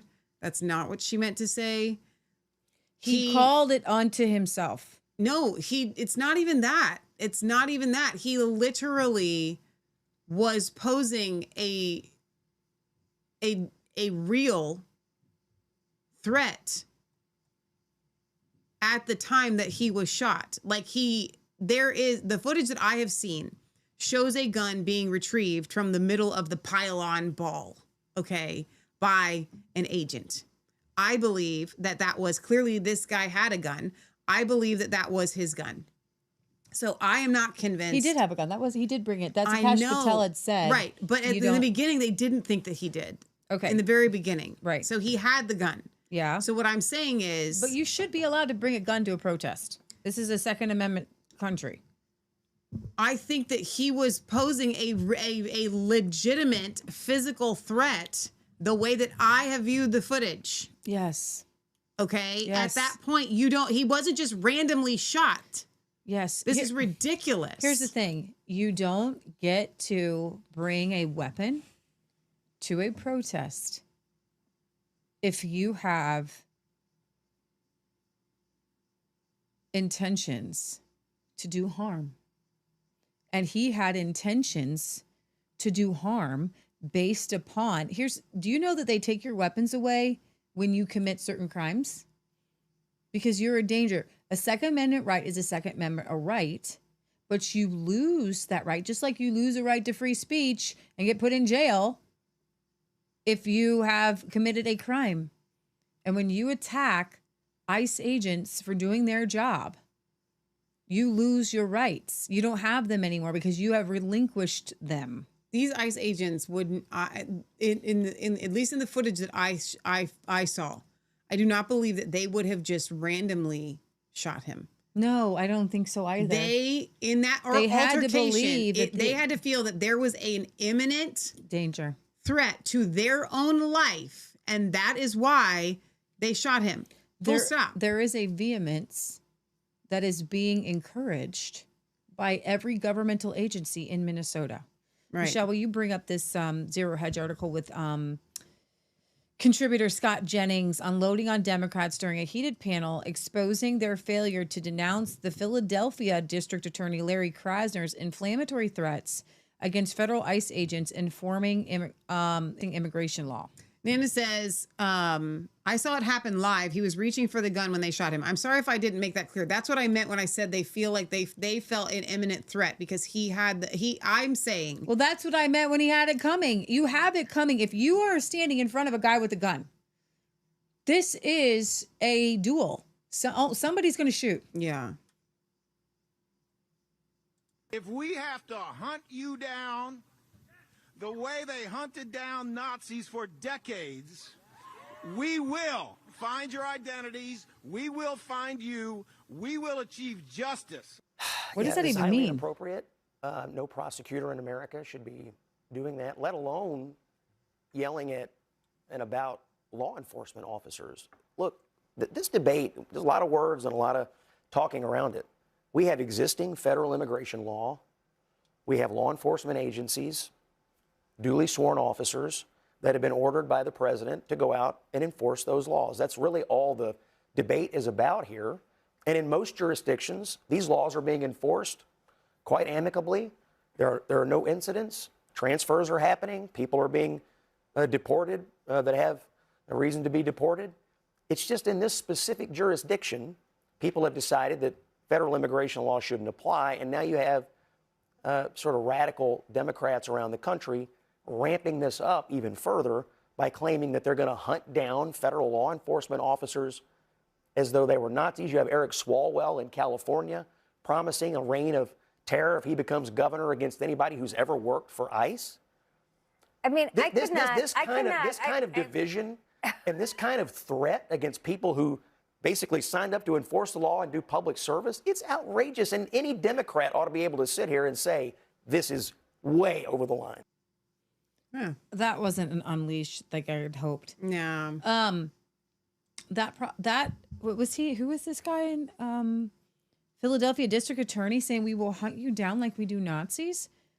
Do you know you're supposed to kill a Nazi in your homes with your family and your children? That's civil war. That's what they're asking for. Sherry said, I had a gun when I attended the Open Ohio rallies in 2020, but it was in case of self-defense. I wouldn't have charged a police officer. Well, yeah. That's insane. Totally and completely insane. Michelle, let's go to this. Tucker Carlson accuses Tim Walz, the governor of Minnesota, and Jacob Frey, the mayor of Minneapolis, of orchestrating a color revolution and a civil war. I think it's the next Zero Hedge to the left, or Zero Hedge to the left. There it is. Why would a state refuse to protect American citizens from murder, refuse civil war? Sorry, I'm trying to make this a little bigger. Why would a state refuse to protect American citizens from murder, refuse to give the names or whereabouts of murderers and child molesters, and refuse to use its own cops to keep riots under control? What could possibly be the answer? Because they want riots. That's why. Because they want the chaos. And this proves to you, if you're following this at home and trying to make sense of it all, where did this come from? Why did I shoot these people? This is proof that what you're watching is not a series of protests about immigration. What you're watching are the beginnings of a color revolution, of a kind of insurrection against federal authority. And what you have to ask yourself, even if you disapprove of the Trump administration, even if you have, some commitment to keeping illegal aliens here, is do you want that? Can you live with that? Can you live in a country of 50 states that don't agree on what the federal law should be and that allow Americans to get murdered in their cities because they have the wrong politics or they work for a politician they disapprove of. And if you are okay with that, have you thought through its implications? The number one implication is the country will fall apart. That's civil war. It's the definition of it. You have regions and internal government states that don't recognize federal authority, the authority of a government over them all, of Washington. And at that point, what you have is warring nations within the same borders.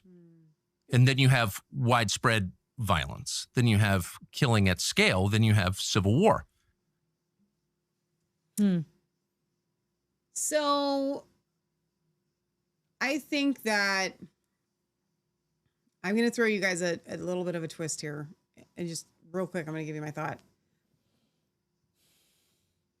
I don't know how else you deport these people. I think that it has to go this way.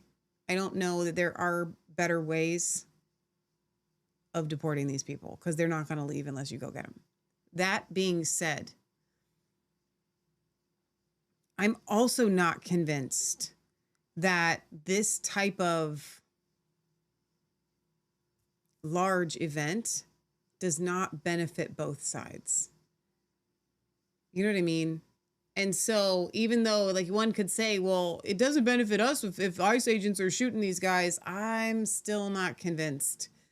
I still feel like we are rats on a wheel when it comes to this stuff, that both sides are really trying to play with our emotions, and they are willing to use human beings and their lives to pit us against one another. And so I'm not going to stand here and defend this pretty guy that inserted himself, literally, I think someone said in the chat, like inserted himself into a federal arrest. You can't do that.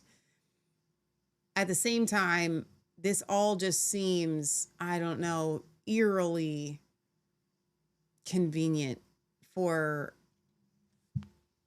a lot of things to go unlooked at, because this is what we're looking at. Those are my thoughts. So have you guys heard about the Trump accounts for kids? Yeah. There's a couple companies that are matching the government is putting, and I think you have to open it up yourself. I'm trying to understand how this works, but I believe the current administration's pilot program sets aside a $1,000 Treasury-funded deposit in a tax-advantaged account for eligible children born in the United States between January 1st, 2025 and December 31st, 2028. So, have a baby now. Or next year, but make sure it's born by the 31st. And you can get $1,000 in an account.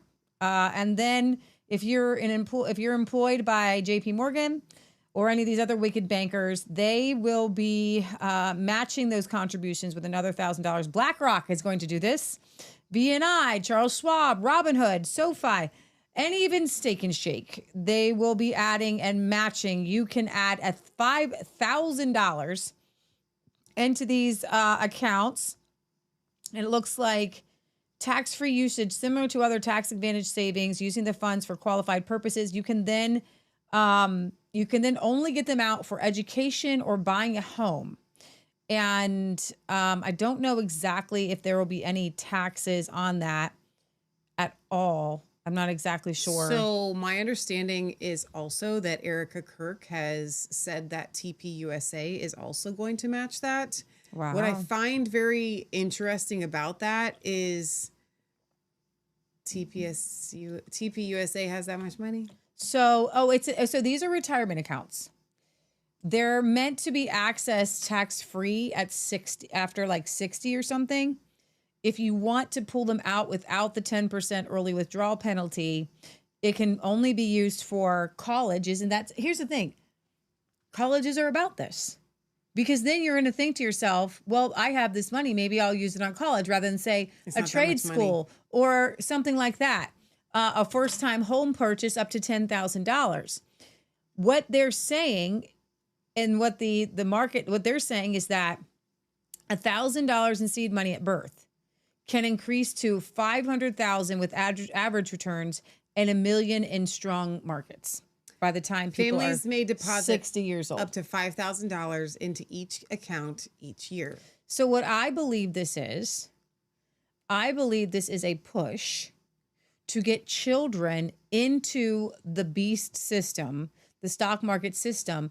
And here's the thing, when you start to, I watched my grandma, when you have money in the stock market, there is a Scrooge McDuck. If you ever watched, what was that? The McDuck, what was that cartoon when we were kids? There's something that happens to you when you have stocks. That's why I don't want you to feel that way over gold and silver. It's a greed that happens to you. And it's a worldly mindset to put an... So my answer for this is a little bit, or my explanation for the reason behind it is the same explanation that I gave the first time that we covered this story, and I'm going to say it again. All of these companies, so do you know why you earn interest when your money's in the bank? Because they are borrowing your money. This is money laundering. This is money laundering at the most blatant, in-your-face level. This is the government saying, oh, we're going to put this money aside for your kid. Meanwhile, we're going to use it the whole time, and it's going to be earning all this interest. And it's because we're going to be playing with it. money with your money. And so all of these other companies that are quote-unquote matching, they're going to be playing with it. Yeah. They're all playing with it. They'll be making money off of your... This is benefiting them, not your kid. Their own stocks are going to go up. Their own things are going to go up, right? And the government itself. This is ridiculous. This is right in your face money laundering. So this is also right in your face. The government released some Epstein, 3 million pages of Epstein files, including hundreds of thousands of photos. This today, bombshell revelation in the Epstein files shows Bill Gates was asking Jeffrey Epstein for antibiotics to give to his wife, Melinda, because he contracted an STD from Russian girls. The emails are pretty gross. I don't know in these documents what can be considered truthful, because Jake Tapper tweeted out something. It was really, really gross. Please don't read it. The thing about Trump, it's child porn and just reading it. Then Groke says that this particular witness who implicated Trump and a bunch of other things in the most vile way that you could ever imagine, please don't read it. That case was dropped because that person was deemed not credible. They made things up. That was a made up thing. So when we're doing these things, we need to see what is real and what isn't real. But this has meat to it. Ghislaine Maxwell claimed in December that at least 25 men with ties to Jeffrey Epstein entered into secret settlements. She wants other people to be serving what she's serving. Secret settlements to serve charges over their alleged role in the late sex offender's crimes. Maxwell made the claim in a petition of writ of habeas corpus. I think she's even representing herself. On December 17th, she's serving a 20-year sentence. The petition references 4 alleged co-conspirators and 25 additional men who were never indicted, despite, according to Maxwell, being similarly implicated in these crimes. Wow. She said the government's purported failure to charge those individuals showed she was selectively prosecuted. None of the 4 named co-conspirators or the 25 men with secret settlements were indicted, she wrote. Maxwell claimed the existence of the 25 men emerged through government disclosures and civil litigation materials that were never provided for her defense. New evidence reveals that there were 25 men with which the plaintiff lawyers reached secret settlements that could equally be considered as co-conspirators. Wow. There's 29 other people that need to be served justice, and we're arresting Don Lemon and Banana and Rice Girl. I'm not happy about that. Okay? I'm not happy about that. Let us go to Michelle. I would like to talk now and give you an update on the worst hit people from the storm. We did a show last week. It's hard to believe it was just last week. Literally, it was the Snowmageddon show was just last week. And it hadn't begun to snow yet. Right. And it snowed all day, Saturday and Sunday, and it was really great. Our animals are okay. Matt and I shoveled for like a long, long time. And we're going to do these YouTubes over here, so you can close out a bunch of stuff. You can close that out. You can close that out. Close that out. Well, we're okay.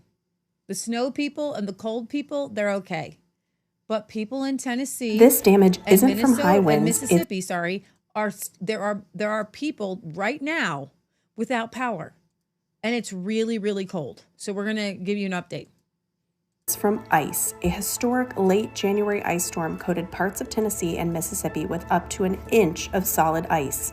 That kind of weight snapped thousands of trees, some breaking with sounds people compared to gunshots. Century-old trees, power poles, entire neighborhoods taken out.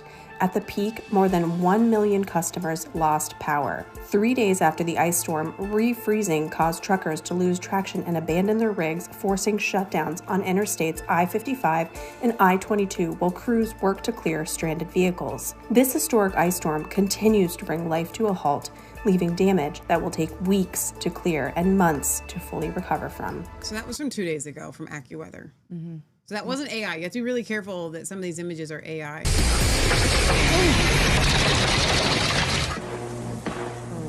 We are in the midst of a historic winter storm. Hundreds of thousands are still without power tonight. And it could be days before all the lights are back on. For 2 days now, people living in an apartment complex in Bellevue have been trapped. Yeah, the folks at Polk Ridge Apartments live on a steep hill, surrounded by fallen trees. We got a tip from a concerned father whose daughter is stuck there, and I went to check it out. It becomes really clear why Hicks Road is closed once you get a good close-up look at the road itself. Just to even get to the apartment complex, you got to go up this hill. Just a mess of frozen branches and trees. Oh my gosh, it's worse than a tornado, guys. All right, I'm keeping a good safe distance, but here's the power line that crosses the road. That's not great. We were trapped. At the top of the hill, I meet DeAndre Hill. That's his real last name. Hill was trapped on a frozen hill.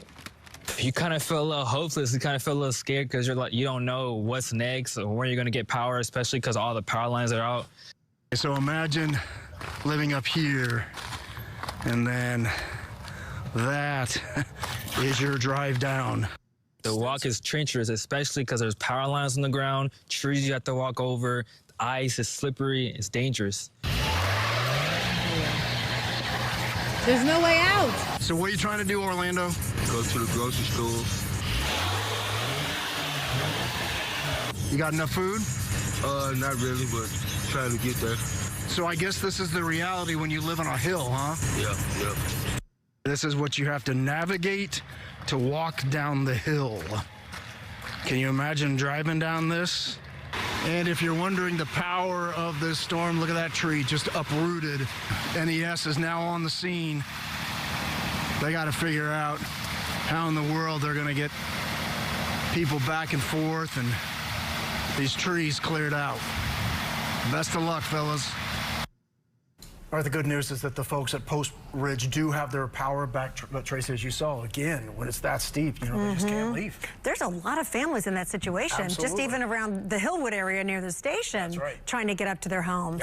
Did NES show up literally while you were up there, or they already? They'd been there by the time they I got there. Wow. They were there working hard. Probably thanks to you coming. Now, this was 3 days ago.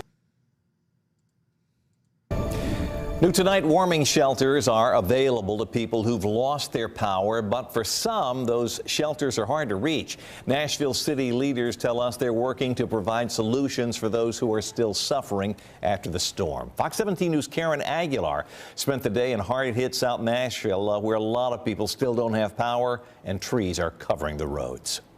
People across Nashville already have so much to deal with, but here in this Glencliff neighborhood, I just want you to take a look at this massive tree that has been weighed down by ice. And this tree, as you can see to my left, has been cracked in half, weighing down that power line, causing widespread outages across the city. Residents are asking city leaders for help. Monday, blistering cold envelops Nashville, the ice weighing down trees and power lines, causing outages for hundreds of thousands. In the Glencliff neighborhood, 65-year-old Darlene Hargis is in her car with a portable oxygen tank because they have no power. Dwayne Hargis is her husband. My wife, who has to have electricity to breathe. About 15 minutes away is a warming shelter at Nashville Fairgrounds. Robert Thompson, who lives on Elgin Street and Sandon, was able to get to it. It was cold. I mean, I was freezing. He's been without power since Saturday morning. What's it like not being in your home while they fix it? I hate it. I hate it. I want to go home. Kelly Carr is at the same warming shelter. She had no power or food. I've never experienced this before. I've always had. She tells me she had to walk 2 miles from her home to catch a bus to get here. And I called the non-emergency number. Nobody answered. We took some of your concerns to city leaders, including Mayor Freddie O'Connell. New today, we've activated a task force with Chief Drake and Director Chief Swan to establish a call line for people who need to request transportation to a warming center. Warming centers are all fire stations and police precincts except East and Central. But officials say the only places offering overnight accommodations are Madison and the Southeast Community Center, along with the fairgrounds. We've got plenty of space there. Carr hopes things will be better soon. This is awful. Nashville's mayor tells me the city is an active response, not recovery, so long-term resources are still being worked out. Reporting in Glencliff, Karen Aguilar, Fox 17 sad, News, and your I feel like station. I don't want to put city officials under the bus or anything, but when you are okay, it's hard to think about other people who are not okay. And when you are a city planner or you're the city of Nashville, you can have these warming centers, but if your place is covered with ice, then your 911 lines have to be open to transport people to the warming centers. Mm-hmm. That was a huge fail. Let's see here. That's the PBS. Let's go to CBS here, Evening News. But we begin with a massive winter storm pummeling the country. Nearly 200 million people are caught in the middle of it. So this is from January 25th. Cold, ice and snow. 23 states from the south to the northeast are under a state of declaring states of emergency. Temporarily stopped in St. Louis this weekend when a semi-truck split in half, spilling yogurt across the roadway. Oh, look at frozen yogurt. This is just not a normal weather event for Oklahoma City. Temperatures plummeted below 10 degrees in Oklahoma today, where the extreme cold is swelling shelters beyond capacity. Like every space is filled up. The priority is keeping people safe and warm. Utility companies in Tennessee are expecting customers to be without power for days after freezing rain formed a layer of ice roughly an inch thick, straining power lines past their breaking points. More than 1 million people are now without electricity across the country tonight. Dave Malkoff is in Charlotte, North Carolina, where crews are working hard to keep the heat on. See that 7,200 volt line in the woods back there? Well, a car hit a pole that took out power for 100 customers in this neighborhood. But the majority of the power outages we're seeing are over in the western part of the state, where the same high mountain terrain that locked in Hurricane Helene's winds has done it again in this storm, taking out power for thousands of families who are still in recovery mode. So this in the was nation's capital, a few days could dip ago, into the but I single just digits by Monday. We're Sledders are taking advantage of the snowfall, turning Capitol Hill into a ski slope. It was great powder this morning. It's getting a little sleety now, but we're having a great time. So the snow and ice has stopped falling here, but there is still an extreme cold warning that is in effect. Nearly 2 feet. At Boston Common, we found the snow piled shoulder high and the people working to clear a path through it. It keeps me warm. I don't need a coat on because it's tough work trying to shovel all the snow. The work is keeping you warm. The work is keeping me warm, yeah.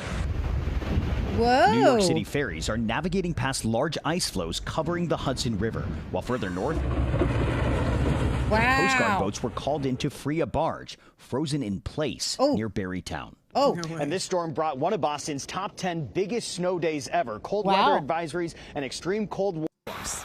Nashville's mayor is calling for patience as crews work to get the power back on. We are seeing trees continue to fall, even as crews smoking after the crash.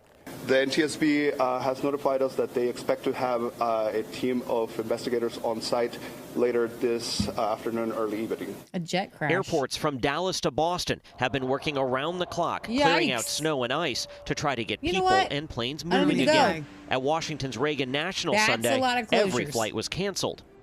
Solia Meckling has been in the terminal since Saturday. We were just hoping to see if we could rebook as fast as possible because we were calling airlines and like no one was picking up. But now you're stuck here. Now we're stuck here for 2 days, so. I would Sad get a to hotel report she's still stuck in the terminal hoping to get on critical resources like food. Oh, shoot, no. Trees caked in snow and ice are still snapping and cracking across the South tonight. While bitter cold has burdened communities from Texas to Michigan. Oh. In Tennessee, state troopers are going door to door to check on people living with no power. As crews work around the clock to get the lights and heat back on, local chefs like Daniel Yarzagay are cooking up hundreds of hot meals for those who've gone days without. It was both heartbreaking and very rewarding because some of these people were literally crying as you handed them hot food because they haven't eaten in 2 days. Thank you so much. Absolutely. Today, another 400 meals hand-delivered to parts of the city hit hardest. Roughly 500,000 customers are still without power across the country as utility companies work to clear equipment in case are warning against using alternative heat sources like a gas stove inside. They've treated more than 46 children for carbon monoxide poisoning since Sunday. Okay, maybe you won't be fine. Now, Nashville's electric service deployed more than... You gotta do it right. Katie, good evening. For 4 days now. What have you been dealing with over the last few days? No water, no heat. Why no water? Lights, freezing The temperatures. pipes are Pryor frozen. told if you us can't heat during your the house. day, she sits inside her car to keep warm.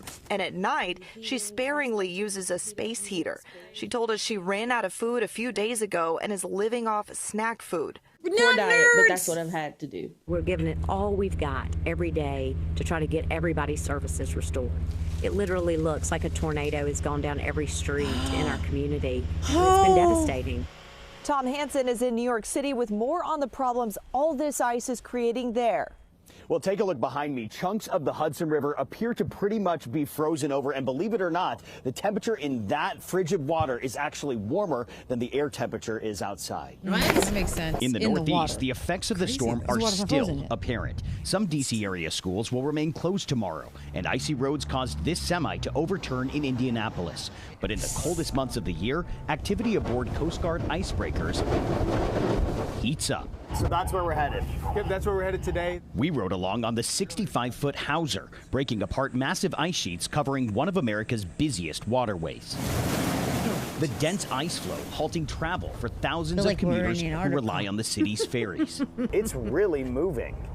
What kind of danger does that present for the boats that have to go through this area? It definitely creates a great danger for the boats with getting stuck in the ice or getting set into an area that you really don't feel comfortable being in. I'm not comfortable. I heard about the Titanic. And Tony, we witnessed 3 boats being freed up by the U.S. Coast Guard. You know, these big chunks of ice come from further up north where there's another fleet of icebreakers who are clearing the path for You're sending your ice down here. Tony? All right, Tom, thank you very much. And it's great to be with you tonight. We because of snow, which it is now trying to melt, apparently. Rob, good evening. Good evening, Tony. Oh, yeah, they're melting it. They're using these giant hot tubs, and they've already melted 25 million pounds of it here in New York City. I mean, with these temperatures, Mother Nature's not helped melting it. And in these dense cities, you can plow all you want. But at some point, there's no way to put it. It's a battle around towering mounds of snow. In Boston, simply crossing the street is no longer simple. Oh, we backtrack. If there is not enough room, we backtrack and we find another route. A week of sub-freezing temperatures across the east have left snow clinging to sidewalks and What did they roads, do? leaving cars spinning Without and sliding. that? From Before road they crews had to those, residents, before you could, just like, about everyone melt is snow. cleaning, clearing, and coping with the snow. But in New York City, still buried under a crippling maze of hard-packed snow, the sanitation department is using 10 snow jacuzzis to melt it for the first time in nearly 5 years. 2 weeks straight of sub-freezing temperatures, that means that snow is not going anywhere. They can melt up to 240,000 pounds of snow an hour. You've got the fire hydrant here. We've got water going in there that heats up. That's the sauna. Exactly. Every time one of these front-end loaders comes over, it's about 1,000 pounds of snow that it's dumping in, mixes with just regular room temperature tap water, and melts it at 38 degrees, puts it down into an approved sewer line where it can go through the water treatment system. Just tap water? Parts of the South still in full recovery mode. Crews there racing to restore power in Oxford, Mississippi, while FEMA delivered generators throughout the state. Our own Katie Weiss is in Ripley. It's been tough. I mean, no water has been tough. But we've helped people. We've been working on roads. No water's We've been tough. opening roads, No water is really tough, yeah. Just trying to do what we can do. All that clearing in time for potentially more snow this weekend. So I'm going to be honest. We did not prepare for no water. We prepared for literally everything else.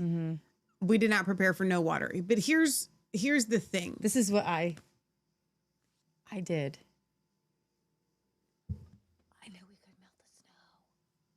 You knew we could melt the snow. Yeah, I knew we could melt the snow. So you and I tried to burn But that snow. What were we going to do with this snow that has flush like the toilet, crazy bathe, stuff in it? things like that. I ain't bathing in that stuff.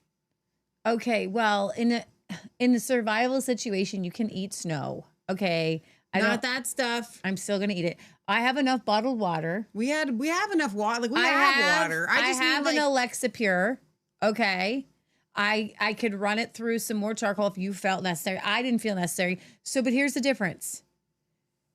When there's no snow and your power and your water are out, you don't have any way to go.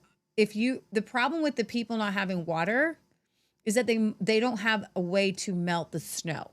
So can we just say without like the snow's bad? Can we just tell people what they would do? So honestly, this is what I want you guys to go with me on this. I seriously don't want people to be afraid of using the snow in an emergency Because I'm situation. sure that we have a lot of viewers that either live in an apartment or you have a house that doesn't have a fireplace and all this, that, and the other. And you're like, Michelle, not everybody can have that. 100%. No, not everybody can have that.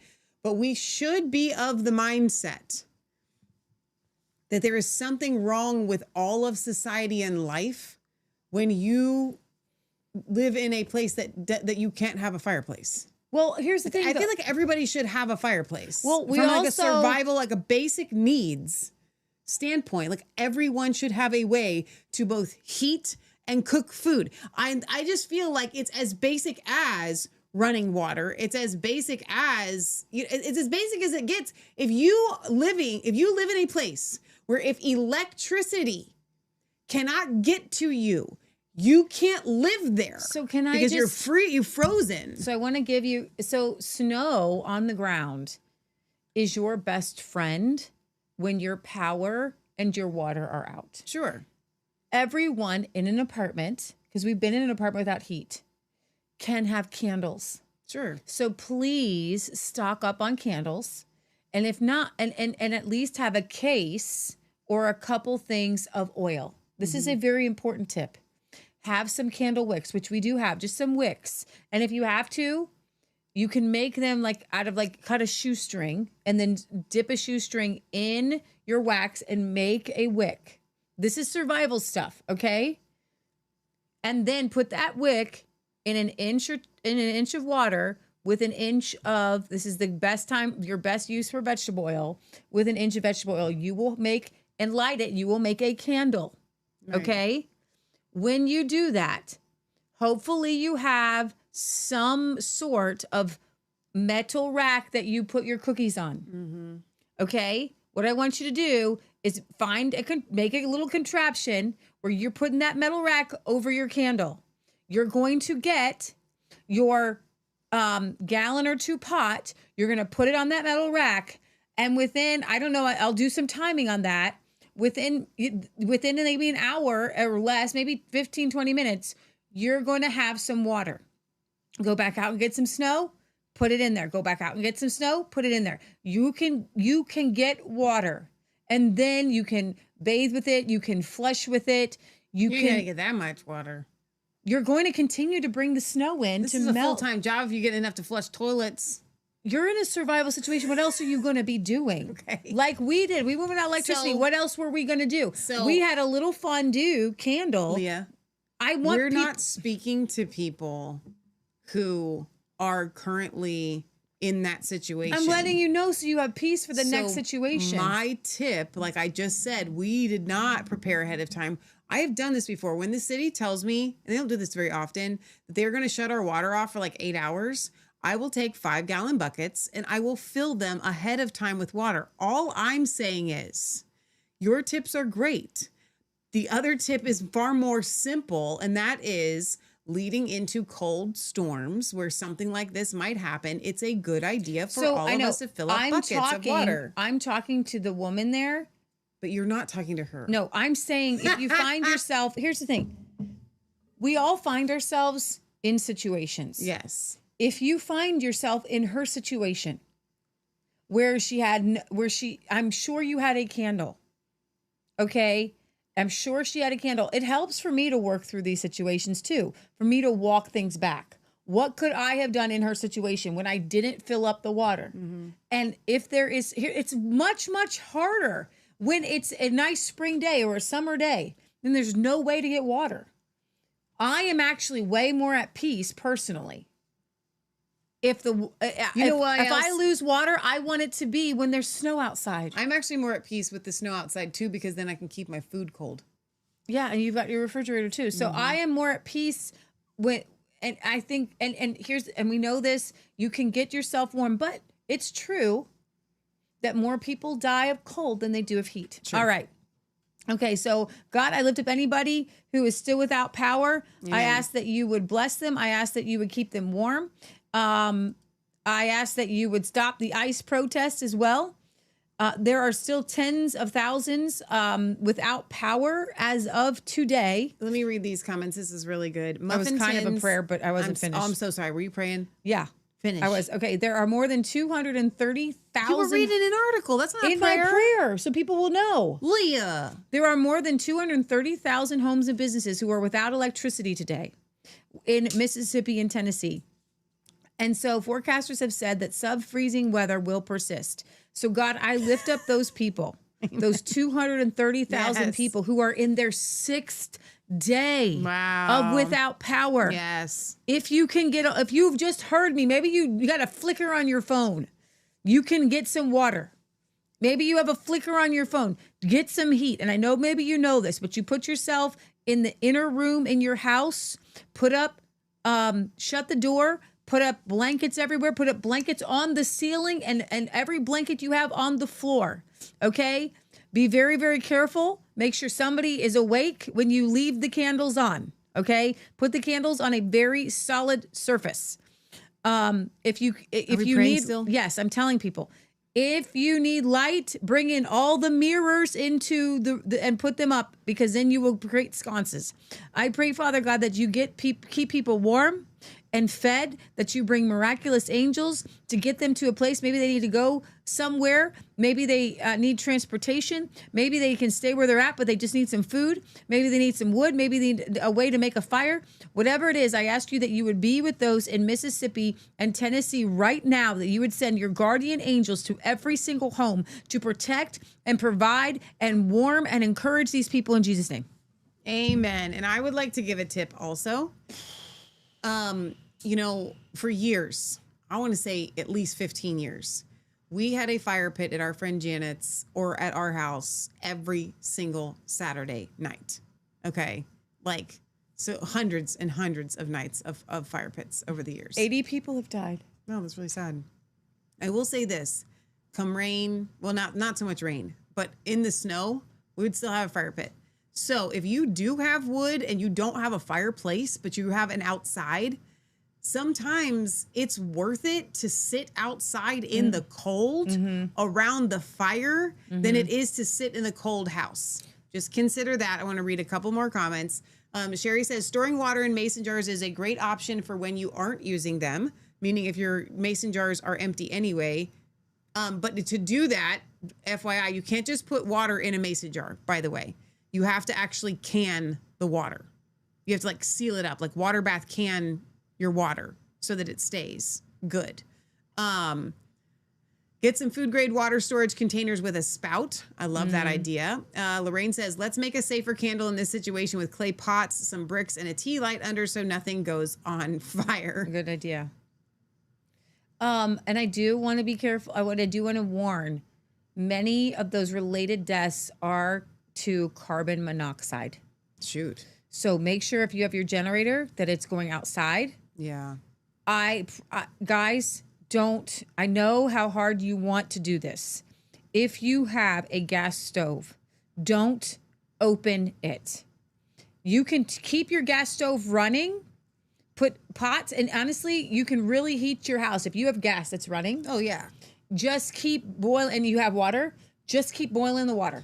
Keep boiling the water. Keep it going. Just okay? keep cooking food. You know what it's like when you're cooking a bunch in the kitchen. You're like, it's too hot in here. But you don't want to just keep an open flame going. Right. So you want to keep a pot on it. Well, you'd want a radiant heat anyway. And a pot with water. Well, see, now we're back with you got water. Yeah, let's pretend they have water. Okay. Okay. Or you can just keep bringing in snow. Okay, so Lorraine, who lives in New Jersey, by the way, says years ago, New York City used to put it into dump trucks and then bring it to the Hudson River, but that was like 30 years ago. And she says, we like to keep all jars and vessels always filled with water and have 5 to 8 gallon containers we keep filled just in case. That's awesome. All right. Do you want to hear like a weird story? Hang on. Sharon says, we lost power for 10 days on Halloween, freak ice storm, no advance notice, fill up bottles with water, fill up tub, emergency pantry, hand can opener, blankets, and sweaters. Wow. It's still going to be cold October 31st. Filling up your bathtub is actually not a bad idea. Samuel says, fireside sitting is good for the soul too. Clay pot candles heat well. Gina says, fill the tub as well. Fill buckets, pots, and pans. All people should take a survival course. Common sense has left this world. Samuel says, wood burning stoves are why I live in the country. I get that. All right, Leah, go on. Yeah, so we're going to go here to a weird story for the night. What are Somalis doing with the bodies? So I've heard this. In the Somali community. So weird. They are keeping people alive on the books so that they can collect their food stamps and their Social Security. Okay, we're going to go all the way to the left. I know. I'm just trying to close some stuff out. Nope, watched him. With their Social Security. Now, there are no 911 calls for these Somalis that are dying. Where are the bodies? Have you ever looked at cardiac arrests involving Somalis? It's like, I kind of grokked what she was getting to, and I was like, you mean like, are Somalis dying of natural causes and being reported? And she was like, yeah. She's like, I was talking with Minneapolis police officers, and none of them ever remember responding to a cardiac arrest, aneurysm, stroke of a older Somali person. And just looking at the actuarial tables, you would think 100,000 people out there, the odds say that some of them are going to have heart attacks, they're going to die, and then the police or the emergency services are going to be called to respond. None of the police officers ever remember going to a Somali DOA. And so I go to some of my sources in the Lewiston Police Department and ask, do you remember ever responding to Somali DOA's cardiac events? They start laughing. Like, you know, we were just talking about this at the station, and no one really remembers responding to Somali DOAs. So what's happening? You know, based on that sample, you know, it's not totally scientific, but we know there's some natural deaths happening from medical events within the Somali community that are not being reported to the state, to the medical authorities, to EMS. Now, why is that? So what happens if grandma's got subsidized senior housing, an EBT card, and Medicaid benefits, and you report that she's passed away? Okay, so those benefits get shut off. Everybody can understand, yeah, you just keep the benefits going. This is how you end up with Social Security or more so the EBT cards, benefits going to dead people. Not only that. What are they doing with the bodies? That's what I was going to ask. What are they doing with the bodies? Okay, you can stop that. So what are they doing with the bodies? And they're voting for them. Mm-hmm. All right. Commercial break here. There will be no ranches closed because of the weather this weekend. Guys like Peanut, myself, and all others will get up and get out and do what needs to be doing. Chop ice, feed animals.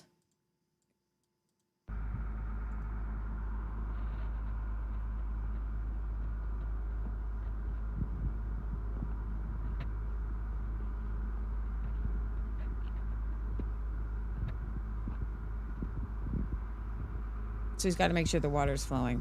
Mm-hmm. So he has some water, but he just has to make sure that he does. Yeah. Otherwise, he's got to chop some ice, right?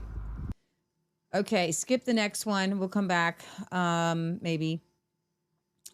Okay, here is the story on risky things, scary things. Why do people do all this risky stuff? The last time people faced actual fear, particularly physical danger, like anything where they could actually get hurt. Why should they experience it? Because I think that if you don't experience real fear from time to time, you don't experience real danger and other things, then your mind just sort of creates fears out of nothing. I mean, like when I travel, like when I'm in airports, I always hear people like stressing the travel experience, like, oh, what do we do with security? What do we do here? Like, what if we miss the flight? What if we... And you're like, chill. You're like, you know, you're in a climate-controlled airport. There's food everywhere. There's abundance all around you. Like, what if you show up 3 hours late? Like, who cares? You know, like, how could you get so worked up about things that do not matter? And so I think that the more real experiences you have with real fear, real danger, things like that, the less likely you are to make mountains out of molehills. No, I think that's accurate. I actually will find myself taking more risk when I'm under stress, just to feel something different and bring back to reality. When I was under like super stress with my uncle and my other uncle who's wicked, I took my dog rollerblading because it's a little bit anxious to do. Yeah. And I had fallen a couple times and I was like, I'm just going to go and we're going to go full out, Jasper. We're going. My gosh. We're going. Speaking of fear, did you know that God, I'm not going to say evolution, built dads to hear predators, not cries of babies? I've heard this before. Yeah, this is cool. Fathers produce a hormone in great quantities called vasopressin. Vasopressin is the protective aggressive hormone. And what does it do? It helps fathers to protect their family. There was a study that was done where mothers and fathers lay in bed and the baby cries, and the fathers sleep through the baby's distress cries, but the mothers wake up right away. Okay, but with the rustling of leaves outside the window, the mothers sleep through it and the fathers wake up right away, because the fathers are attuned to predatory threat. So our nurturing hormones make us different. Fathers. This is why we do healing for the fractured soul, and I'm so sick and tired of the people who might dog what we do. Because these are very real things, and you need to understand the differences between men and women are biological, that God literally, and when you understand the hormones, you understand why women and females react a certain way, and you understand why men react a certain way. You understand why God made women to need to be at home. And so when it's just like, well, a dad can take care of women, the babies just the way a mom can. No, physically, hormonally, you cannot. And just like women can't protect the homestead the same way. Can they in a pinch? Yeah, but not the same way. Matt, literally, we're driving somewhere today. We go past a school with a lot of like trevettes and things, and he randomly does a guy thing. He's like, you know what? You know those movies where they're like running on ceiling on rooftops? That one, it wouldn't work. It's the rubber's too cold, and the rubber on your shoes are too cold. You wouldn't be able to jump from rooftop to rooftop. You'd slide down. Never entered my mind to think that I would ever need to run from rooftop to rooftop on top of a building with roofs like this. But Matt is thinking. Matt is thinking, if I needed to get a predator, if I needed to get a bad guy, how am I going to run that rooftop? I got gotta know. And so I'm going to run these scenarios in my brain. Scenarios I don't run through my brain. That's not a scenario. I literally was like, that is a Trent Ellis video if I've ever heard. And he literally does these videos like, things men think about. I could take him. It's just like, I'm like, we're different. We're wired different. Our hormones are different. Matt can tell you how to take out a predator. He literally, if I have a predator, he already has the whole homestead mapped out on where could he actually shoot if he needed to get a bad guy or a raccoon or something like that you're allowed to shoot. We wouldn't shoot things you're not allowed to shoot. And not have the bullet go to somebody else's house. He's like, there's not a lot of places where I can take something out around here because that bullet's going to go here, it's going to go there, it's going to go there, it's going to go there. That's why I am not going to shoot somebody here. He's like, on a homestead, out in the country, I could just shoot something or something, but I can't here because you got to be thinking 10 steps ahead. Guys are thinking 10 steps ahead. Now I'm thinking about how long it takes for that chicken to defrost. I am 10 steps ahead. If I'm making fried chicken, I got to get the chicken out. I got to time this on how it's going to defrost safely outside of the refrigerator and then when it needs to go into the refrigerator in order to defrost the rest of the way safely. He ain't doing that. But I am. I am thinking these things through. All right? We're just two different kinds of people. Sherry says, my daughter-in-law and I were just discussing this. My son doesn't do well when the baby is crying, and he told her that he just wants to make the money and protect the family. And don't make me try to stop the crying baby. Lorraine says, it's so true. Our thoughts are not the same. Wicked Psych says, I am back to thinking thrill-seeking is different from natural fear. I think that that's true, too, actually. But I think that there's an element to what that guy was saying. But I don't think that you should seek it through thrill seeking. I agree. Okay, I hope we don't get a copyright for some of these songs because they're very short snippets. Lorraine says, yep, my husband has scouted our whole property of where he can and can't. I'm with Leah, stretching and folding my sourdough because we need to eat. Hey, you got to think these things through, don't you? You got to be like, when I got to feed it and when I got to do the discard and what am I going to do with the discard? You think it 10 steps ahead. You are. Okay, I'm going to make sure that we don't get a copyright for this next commercial break. I just thought this was hilarious. Ask our facility and staff to recreate this dance move. This is just for fun. Ready?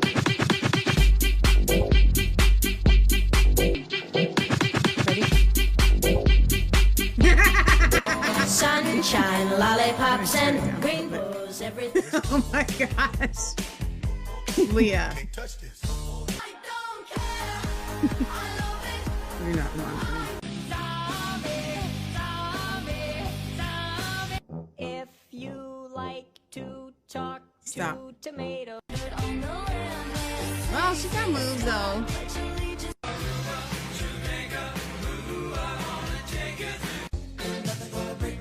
Oh my gosh. Stop it. I'm a good dog, I'm a good dog, I'm a good dog. Where'd the dog come from?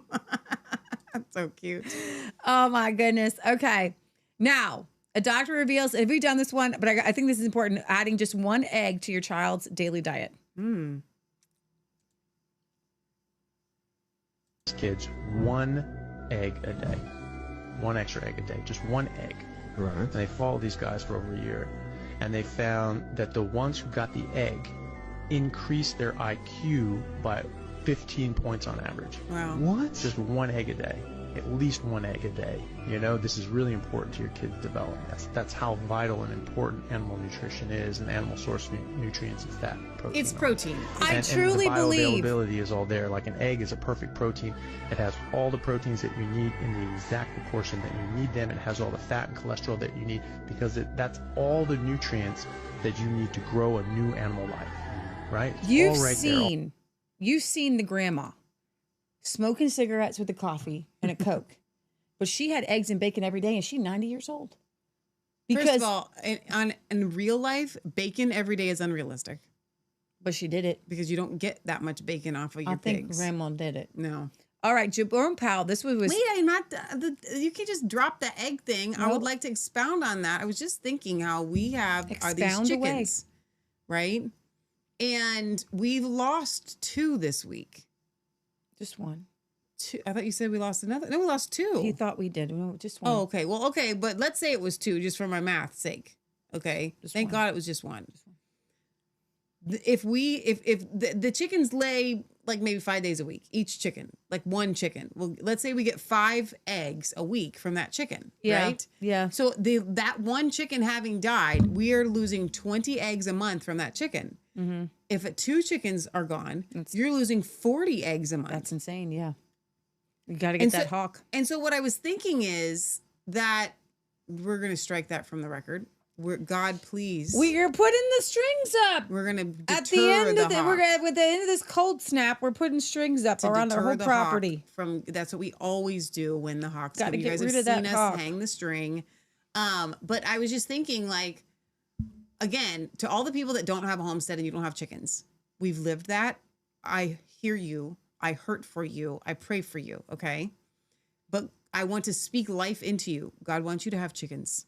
God wants you to wake up every day and have your own grocery store to go and get eggs from. You know what I'm saying? But here's the thing. You got to open up your heart to receive. And I say this to people all the time. If Deuteronomy 8:28, if somebody drove by and said, you know what? Let's say you live in a house, obviously. I'm going to give you a cow. I've got this cow. It's right here. They drop it off. They drop the cow off. Could you receive that blessing from God? Just even mentally, could you receive it? I'm not saying physically, but mentally, right? Like we have to be at that place where we want those types of blessings. Because I hear from a lot of Christians out there, some who I love and admire, and I don't name names on this show, but I'm thinking now y'all names. Okay. You're big, strong Christians, really good in the mega movement and everything, but you don't want to have anything to do with growing your own food, raising your own animals. You just blatantly have told me, I don't want to do that. How can God bless you when you have a heart like that? Got to get your heart on the right trajectory. So does Jerome Powell. This was crazy to me. Jerome Powell says he's not reading much into the rise of gold prices, even though it started this year at 2,400 and is at 5,000. I thought it was 2,800. It started last year. Okay. Last year, you mean? Started last year. You said this year. 2025. We're in 2026. I know. Started January 2025. Don't take much message macroeconomically. The argument can be made that we're losing credibility or something. It's simply not the case. If you look at where inflation expectations are, our credibility is right where it needs to be. So we look at those things. We don't get spun up over particular asset price changes, although we do monitor them, of course. We don't get spun up. I really, really hate that man. I really, really hate that man. I just do. He's not there to help you. He's there to say the building's on fire, but just stay in it. Now, this was a commercial break. This was so adorable. Watch how this dog reacts once he smells the baby being brought home from the hospital. You don't actually have to have the music if it's going to kind of cause a problem. It might. The night before we came home, our dog was... oh, go ahead. Read it. Our dog was given the blanket our baby was wrapped in when he was born. Watch what he immediately does with it. No. Is he going to go get it? The dad's crying. He gave the blanket to the baby. Here, this belongs to you. This is your blankie. The dad is just crying. He loves that dog. I love my baby, but man, I love this dog. I got you this blanket that I know belongs to you. Want my toy? Here, I'll give my baby the toy, okay? I gave the baby my toy. Are you going to play with me already? You're going to be my new bestie friend. Come on, why don't you throw it? The dog is waiting for the baby to throw the toy. Oh, that's so cute. I got the blanket. Hi, thank you for my new friend, Dad. That's so cute, Yeah, Leah. I love it. My Okay. gosh. All right, now I'm going to play a little bit of this. No. Candace got a hold of this call 5 days after Charlie Kirk died. The laughing from Erica is just very, very uncomfortable here. I can't watch this. Look at all the thumbs up. Look how cute that is. Sorry, this is a little bit more informal than probably Charlie would be reacting. How sweet. I didn't know they could do that. I hate Zoom. I never liked Zoom. Sorry, you guys. I just wanted to say first and foremost, my heart obviously is broken for you guys as much as it is for our family. You guys lost not only a boss, but someone that you looked up to, someone that you believed in his mission. This that feels you like a also, normal meeting without somebody dead 5 days ago. That you loved. You loved listening to his show.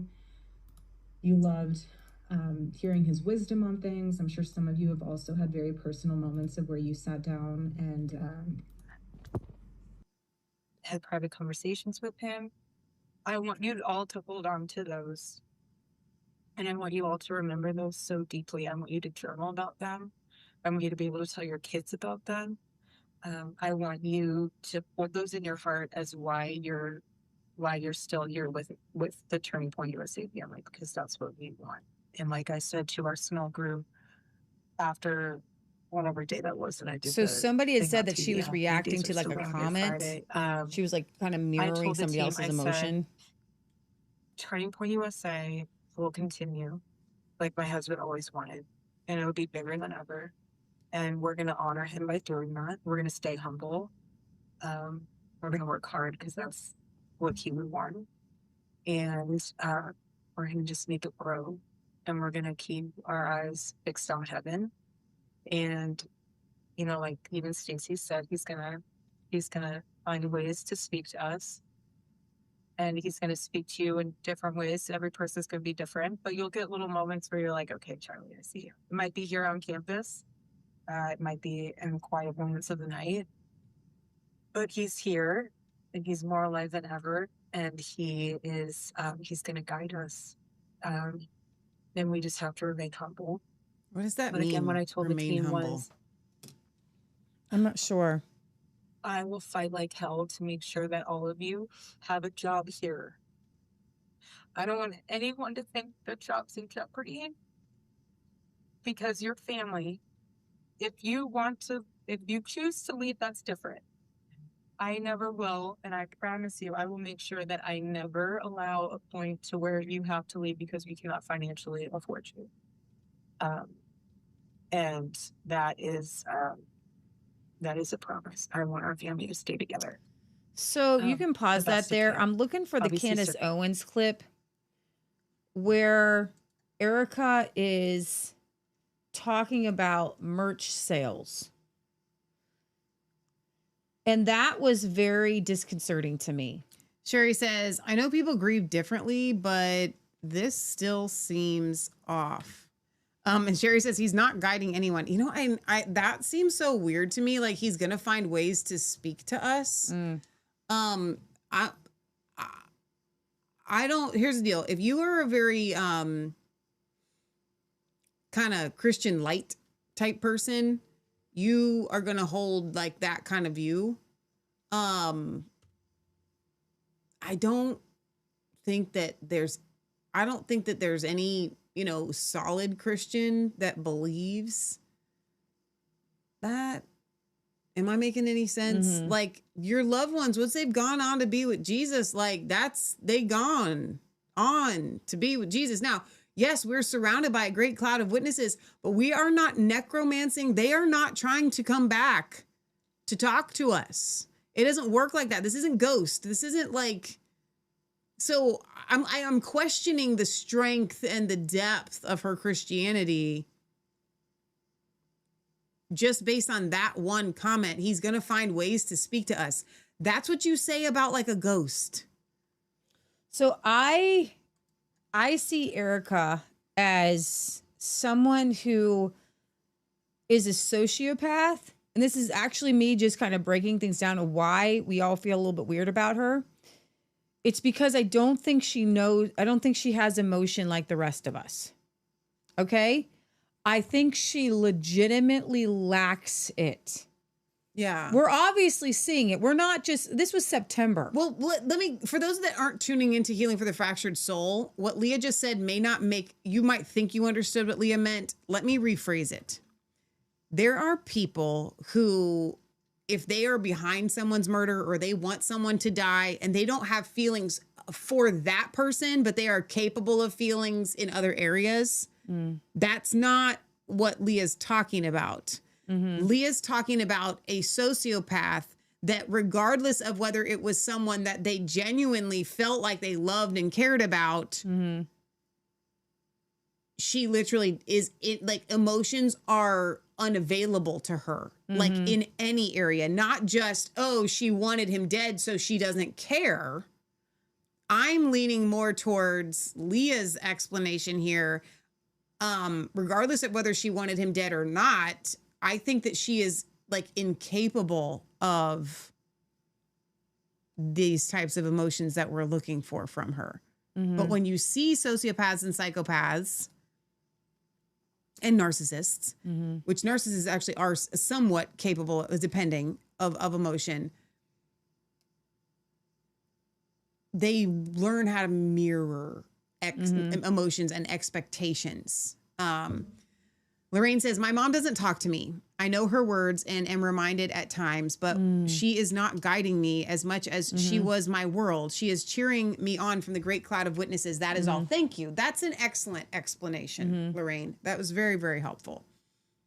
Yeah. So I just, the more I watch Erica, the more I realize that the grief that we're looking for, that would just help us to make sense of this. Even if there are problems like we played about last week, or did I? I don't even think I played it this week. There are major problems with Turning Point's financials. Okay. Tyler Boyer or whatever, there are 4 different Turning Point organizations. All right. 2 of them have the same exact mission. All of them are political. 3 of them are 501c3s, which are not supposed to be political. I'm not a big fan of that. And 1 is a PAC. And that's a 501c4, but they are all political. So they're taking part in the beast system, not following the beast rules. The mission under Tyler Boyer, I don't know how to say his last name, sorry, is the same as that was under Charlie Kirk's Turning Point. Okay. And yet we don't know what he was doing. He had a bunch of employees and it was bringing in more or equal to the same amount as like Charlie's version. And nobody knows where the money was going and why they needed 2 different organizations. Okay. The money thing stinks. I am zeroing in whether it was Israel or whatever, whoever killed Charlie. It could have been the Tyler Robinson guy. Israel, if they wanted Charlie Kirk dead, was not going to come right out with an Israeli assassin. It would always be traced back to an Israeli assassin. They needed a patsy. That's the smartest way to go. So you can infiltrate things. You can make things happen. Okay. You can do MK Ultra. Erica is about attention and money, and she will spin a web of lies. She has been in what I would call soft porn videos. She dated when she said she didn't date. She drank when she said she didn't drink. Which the dating and the drinking wouldn't have been a big deal. Why lie about it? She pretended to be this solid Christian woman. And then Charlie's very forced remarks about women should marry young, which his wife did not do because she was 5 years older and she was older, and have a bunch of kids.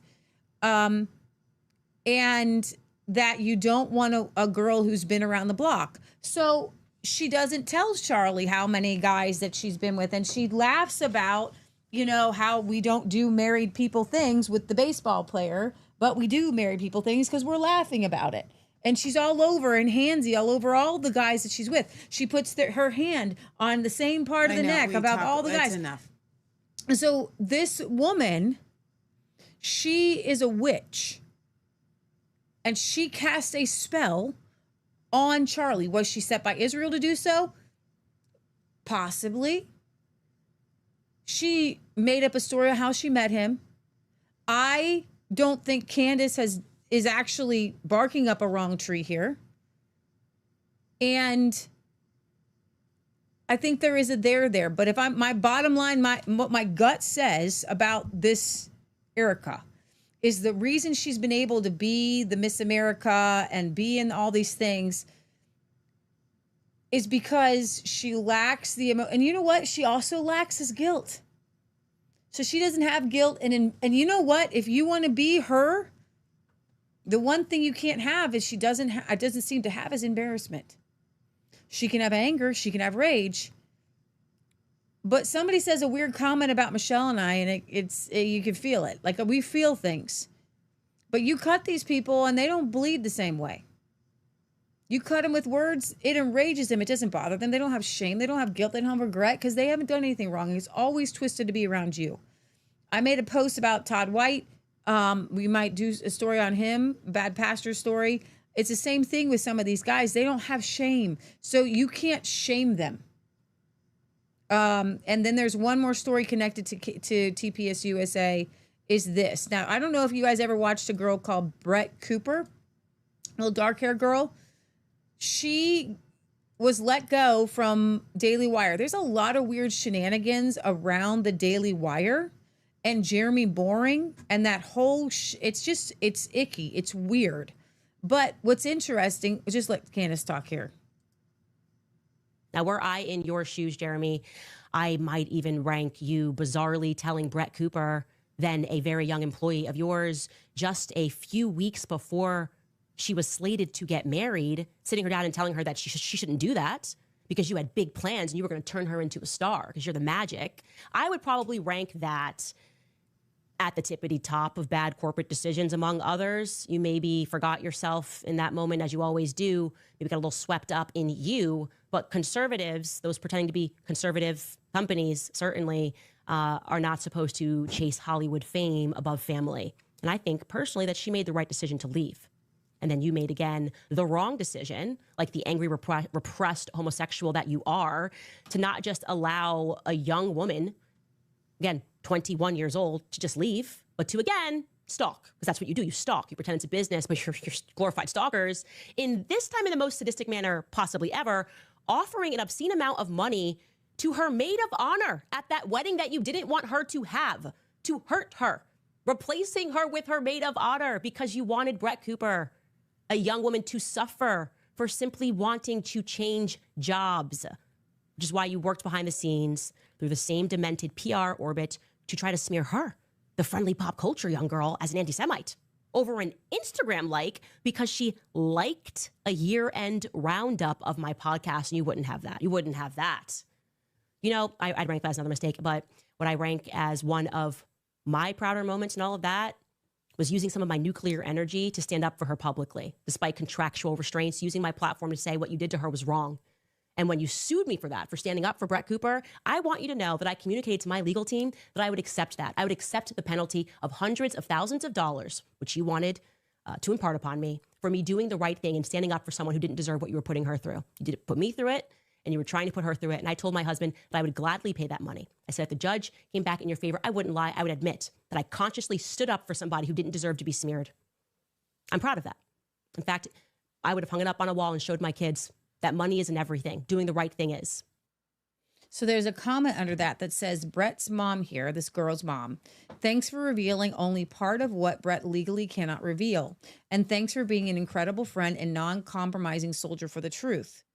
The fact that this Jeremy Boring, and I can't even show you a picture of Jeremy Boring with his razors commercial, which when he came out with his razor, I was like, why do you have like soft porn in your razor commercial? And he used Brett in his chocolate commercial, and it was a little bit, sexualized. And Candace says, I didn't even scratch the surface on what they did to that poor girl. She wasn't even making a lot of money at Daily Wire, but they tried to bankrupt her via lawsuits on her way out as a consequence of her simply wanting to leave because Jeremy was a literal maniac who wanted dominion over her personal life. They then tried to create a conspiracy via the influencers they pay on X to make the public believe I had brainwashed her into that decision when I had literally not one thing to do at all with it and was genuinely shocked when I learned she was leaving. I barely saw Brett at work. She was living in Hungary and truthfully only became close to her because of what they tried to do to her. Jeremy's plan was to hire her maid of honor as her replacement to hurt her and then simultaneously smear Brett as an anti-Semite because she liked a year-end recap of mine on Instagram. Truly consider how utterly demented that is. That is why I say leaving the Daily Wire is like leaving a cult. Fox News has not stalked, sued, and followed Tucker Carlson. They just fired him and immediately moved on. Consider the difference. Wow. So the Daily Wire is set up to be the Daily Israel. And I hate to say that, but it really is. Now they have Michael Knowles on there and Matt Walsh, who are a little more free to speak. but it's pretty bad. It's pretty bad, and I'm not a fan. I just wanted to read Sharon said, I caught the sociopath in my former life studying how I interacted with our 5-year-old and in other situations. Now I understand why. No real feeling. So it's all acting usually inappropriate. Sharon says, Erica took out a $30 million life insurance policy on Charlie, a young guy. Charlie was in love with a mirage. I had no idea. All right, a few more stories and a few more commercial breaks, so stick with us. We're trying to make our shows a little bit shorter so that you can share them and love them and like them as much as we do.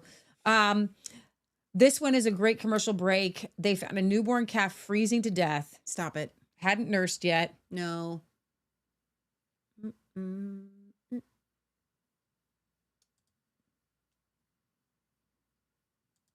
We change screen share? Yeah. Oh, baby. Just, where's your mommy? This actually happens a lot, but I'm glad that they captured it in a story. Yeah. Oh, poor little guy.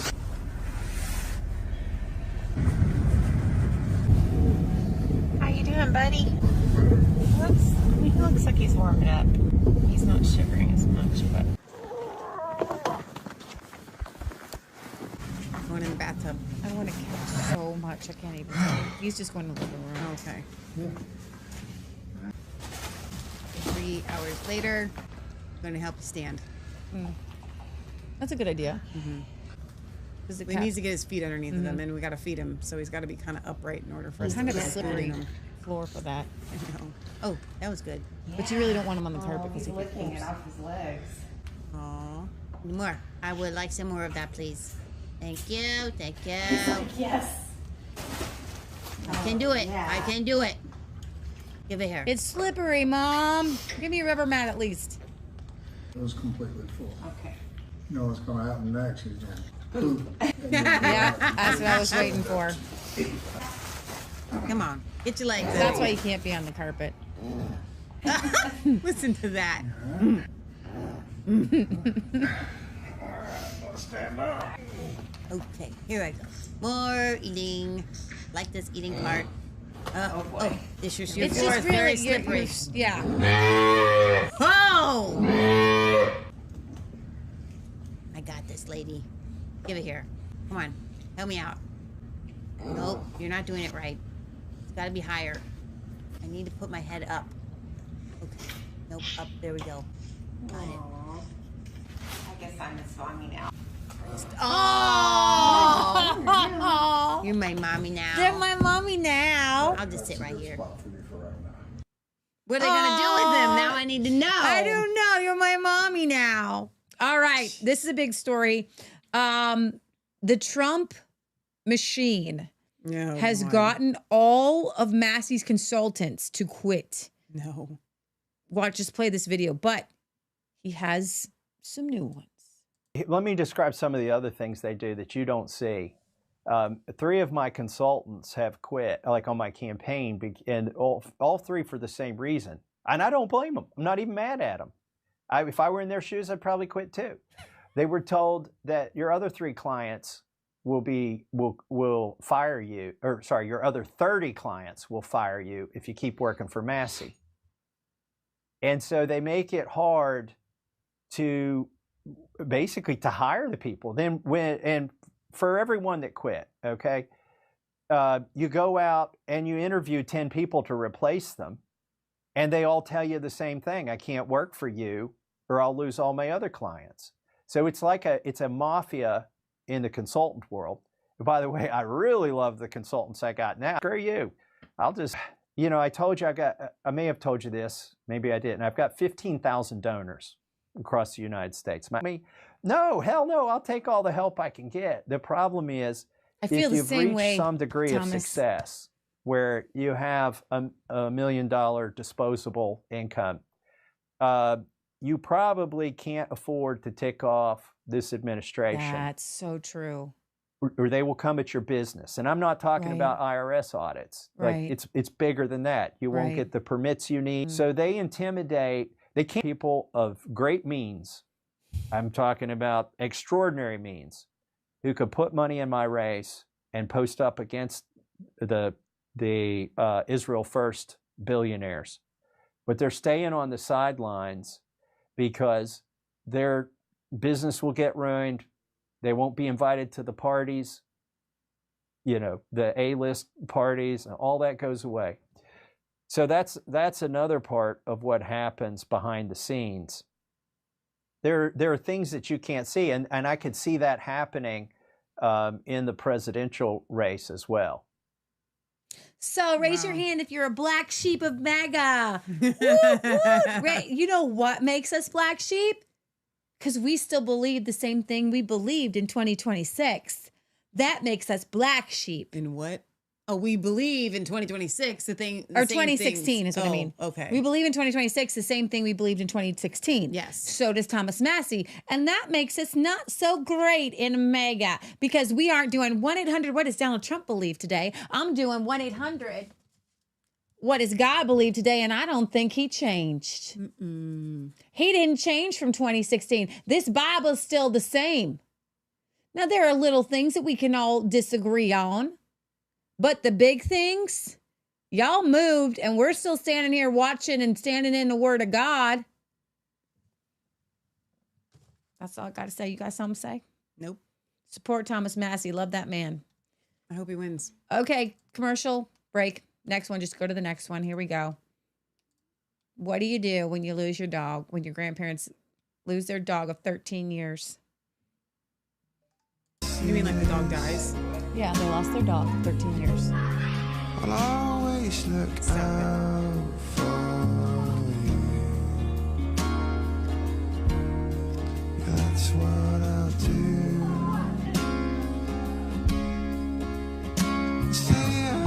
Stop it. Oh, it's the tiniest little piglet. What is it?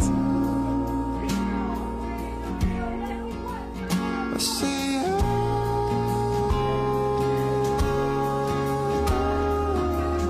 It's a beagle. He's a cute little blue merle beagle. I just wanted him. Wow. That dog is going to be the most loved. That dog is eating table scraps. You know, Grandpa's going to be like, here's some bacon for you, baby. Okay, skip the next one. We did that one. All right. This is so great. What the heck?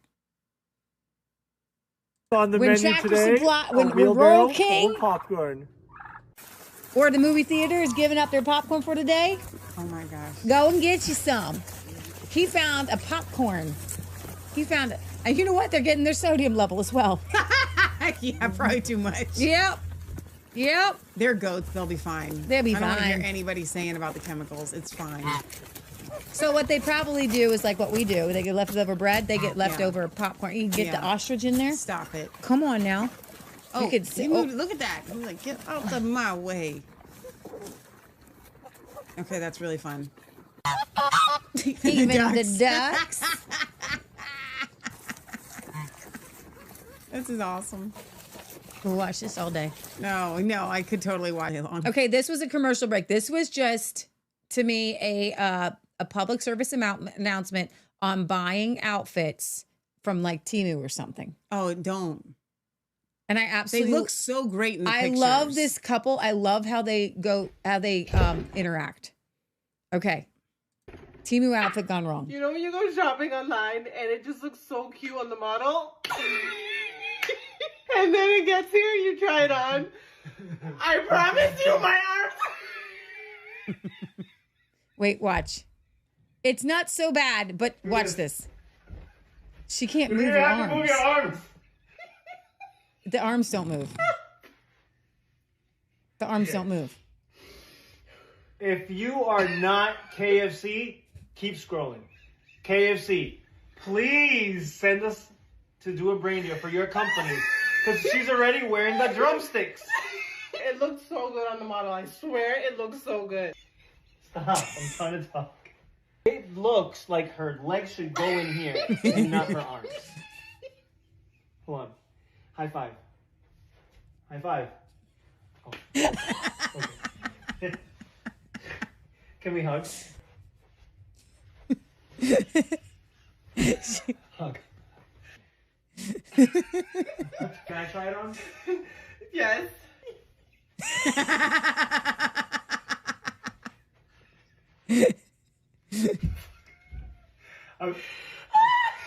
Zip me up! I got it. I got it.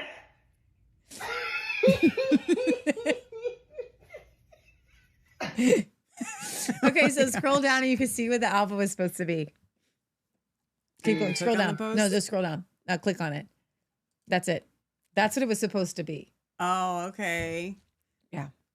Even the shorts were a bit tighter than I know, right? described. Yeah, exactly. Okay, this was some damage in Williamson and Davidson County. Oh, unbelievable damage here. This is the second road I've taken to get to work, and I'm essentially going to have to turn around. Ooh, listen to him still go, trees Leah. pop every probably 15 seconds. This is Old Hickory Boulevard, right near Highway 100 at Percy Warner Park. So I was just going down Chickering Road, had to turn around, it's completely blocked. And this is just incredible. Shoot. And the wind's picking up, so there'll be... The wind was picking up. Okay, some dogs love the snow. Don't call them in, they want to stay out. That would be our previous husky.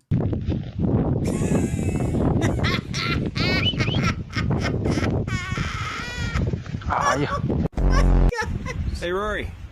Some lady on the internet says you're cold. You should probably come inside. You're not made for this cold weather. Ollie, come inside. Come on. Come. Nope. Nope. I'm not coming. You just leave me alone, Karen. There's a dog under there. Wally, do you want to come in? I love it. Wally, come. Nope. Come on. Not doing it. What are you doing? I have to mute the last one. There's a little curse word. Hi. No. Do you want to come in? No thanks, lady. Leave me alone. Yours. Давай. Yours. Snowmer is out there. Doesn't want to come in. Okay, she says you're not a husky. Come inside. That's a poodle. Okay. That was great. All right. This was absolutely adorable. When your kids love you so much. This is just I love this part of the show. Forgive me. The news is sad. This is news to me. This baker has his kids do the voiceover for him about the baked goods to explain them. The day of the life of our daddy. Welcome to his bakery. Narrated by his kids. His bakery is very nice and I love his bakery. And he makes the cream. Daddy makes 3 different cheese. My favorite is the pistachio. It's pistachio, Aya. That's what I said. My favorite cream is the chocolate. Everyone else loves the pistachio. This pistachio is really good, but the chocolate bitter. And make the croissants in the cream. Daddy's a poopy pants, and I really love his croissants and do everything he does. Now he's putting on the decorations. It's kind of like a signature. His croissants are crunchy and buttery, and I really love his dough. It has full of pizza in it. I really love his pizza. It's not pizza, it's maniquiche. I like to call them daddy pizza, but I really like the one that has the sauce. I really love his crunchy lava, and he make it full of pistachio. And he make it croissants, and I really love his croissants. He's really good at making the dough, and I really like the dough. The bread is my favorite, and I really like it. And his pizza is very nice about it. The little sugar bread is my favorite, and I love it.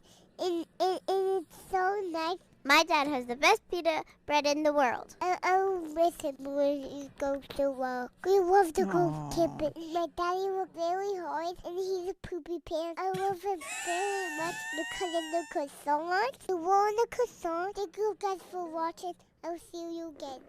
Why is daddy twice a poopy pants in the term of endearment? Twice the child referred to daddy as poopy pants in the term of endearment. That was great. Oh my gosh. Lorraine says this is the best. Sherry says so cute. Lorraine says a poopy pants. So here he does his own voiceover. Kurdistan, but my life started on a tropical island. what the Hi, my name's Nitch. Welcome to a day in the life of a bakery owner whose journey to America started in the most unexpected paradise. My first memories kick in around age 5. Before that, it's all a blur.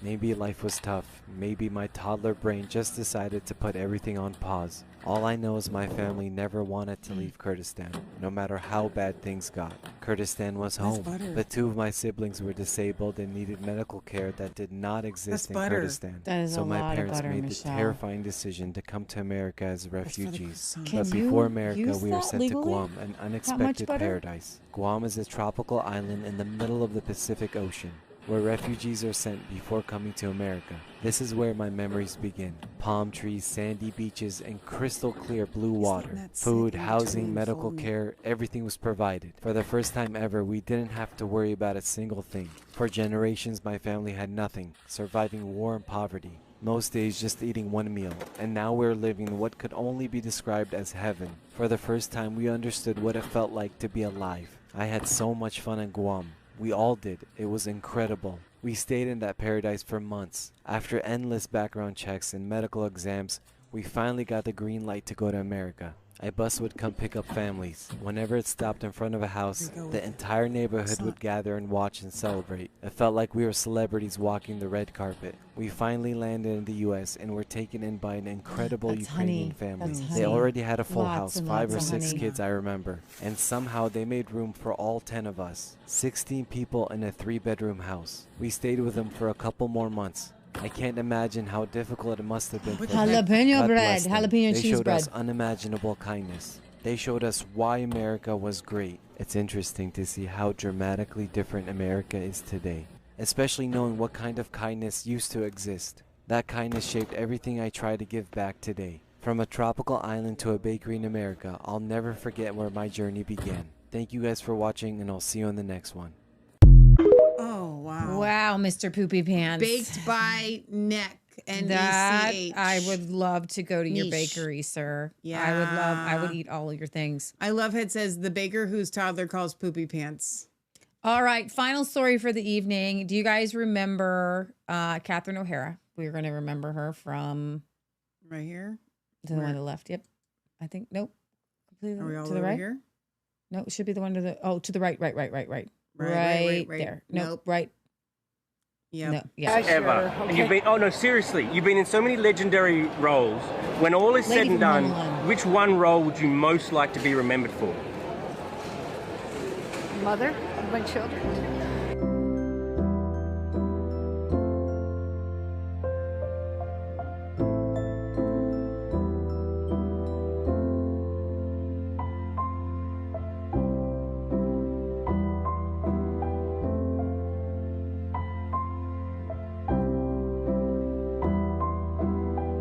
Kevin. We just watched those Home Alones with Uncle Jack this did, year. We yeah. haven't watched them in a while. Well, she stays married to the same guy. You're my favorite Look at actor. that. There you go. All right, show's over. Wow. No, it's not. We have a package. Oh, do we? From Kim and Leah. Oh, that's right. It's heavy though. I'm worried about. Here, you take the scissors. Got it. Wait, let me make. Don't really let me make hand this sit big people's here. scissors that way. Leah. Don't run with them either. Okay, so Kim and Leah sent us a Christmas present. Okay. And I don't know how to open it because it's in a Okay. nice. Look how nice of a box it's in. It's like it came in. Oh, I think I know what I'm doing. Feels like it, anyways. You have to do that all the way around.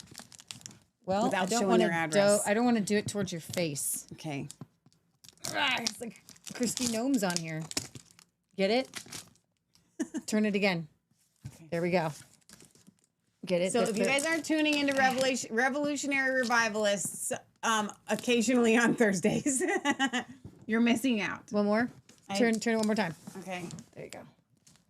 So this is from Kim and Little Leah. Oh my gosh, this is hilarious. Get it? Gnomes ice skating. That's like a Q thing. Christy Gnome and DHS and ice. Oh wow, yeah. Get it? I get it. You do? That's a Q thing for me. Okay, but I don't think you did a very good job. I have those. Okay. There's a knife there if it could help you. There is a knife there. We might get to that.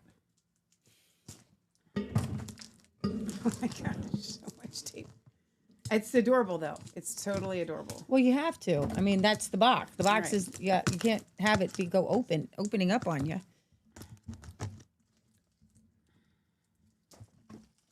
Okay. Don't cut your hair. No, I'm trying. Don't not cut to yourself. I'm trying to do none of those things. I feel like the safety of this is.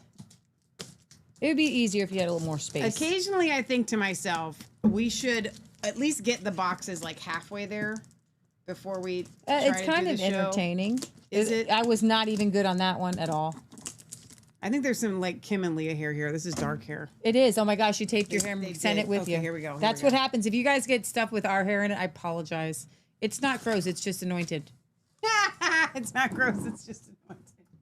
Oh my gosh. Oh, okay. you know. Oh my gosh. There's so This much is in here. so- I'm gonna go for the card first. Oh yay! Please do. Leah and Michelle. Is Kim here? I don't think she's here, but I just thought they could come and watch the timestamp. Okay. Okay. There's this wonderful thing that happens at Christmas. People remember to count their blessings, and even everyday moments seem more filled with hope and joy. This Christmas, that's what you're wished. More blessings than you can count, more joy than you can imagine, and a new year that feels more hopeful than ever. Merry Christmas from us to your family. We love and miss you each so greatly. This holiday season, as well as when we enter the new year, we declare the Lord's blood to protect you, his light to guide you, and his presence to meet each of you every single day. Love, Kim and little Leah. I just texted her. Oh, that's awesome. Yeah. Okay. So I'm going to guess one of these will both open. I don't know what it is, but looks cute. They are so good at packaging. They are really They're good really at good at like packaging. No, they're surprises good at and everything. stuff. Oh. Oh, that's adorable. Look at that. They're little bags that say Jesus loves you. This is So great. they actually, this sweatshirt that I'm wearing came from Them. Kim and Yeah, Leah. it did. These are Oh, great. that's Like you can adorable. shop and tell people about Jesus. Jesus loves We're you. witnessing. They are so good at witnessing. No, they're the best. They're like the best street witnessers. Okay. They don't have, oh, Matt got chocolates. No, hang on a second. And Uncle Jack. So Matt got a chocolate. No. Matt's not going to eat his, so we're Uncle going to Jack will taste eat it. his. No, No, well, hang on. There's one for us in here too, or PG. Well, hang on a second, because no, you can't. There better be other chocolate in here for us, or Matt's not getting his. Well, Matt won't eat it because he's not a chocolate guy, so maybe we'll just taste his. Leah, just wait a minute. I'm just going to set it to You're the side, so but these are greedy. actually so You're adorable. so Look at these. Greedy. No. Oh, wow. Look at that. It's a mug. Oh, this wrapping is brilliant, by the way. It is a mug. I can tell it's a mug. It says a mug and a bag charm. That is so Be still and know. Look how pretty. You guys know us. It even says it on both sides. I love to use these kind of mugs when I come on the show. I love it. We will be using that on the show. This is awesome. When I come, and a bag charm, which could be a keychain, maybe two. Yeah, we'll probably use it as a keychain. We use Everything. magnetic bookmarks. Oh, how cool! Oh my gosh. Oh, Proverbs that's 37:25. so Wait, let me take pretty. the paper off here. Look at says that. She is strong. Oh, that is so cool. And then Love it has these magnetic it. bookmarks on the top Oh that my say "Be gosh. still, pray, and faith." Let's put them in your Bible, and then when you need to, do a Revelation red pill, you just stick it there. That's awesome. Love, love, love it. Okay, so now this one says to Michelle from Leah. Okay. The other Leah. No, I know, little Leah. This is to Leah. From Leah. Well, Leah and Okay, Kim. but Okay. Oh, There's a lot in got here. a t-shirt, Holy cow. some t-shirt action going on. I love t-shirts. Stop it. They always pick out the greatest stuff. Oh my gosh. Oh my gosh. Look at, oh, this is so cool. It says a new heaven and a new earth on the back. It's like a Revelation red pill shirt. This is a Revelation red, but did you It have says this? Revelation 21:1. I need to make these shirts. This is so cool. Where did you get this? These are awesome. This is the Did greatest. you have it made? No, it is. You bought it. Oh my gosh. So cool. Well done. Yes, we got Love some it. Wednesday uniforms to wear. We do. Okay, I think this is a food. This better be our food. I don't mean that in a greedy way. I just mean it like you can't just send like a chocolate thing and Michelle hasn't eaten yet. It is. It is. And I mean that in a grateful way.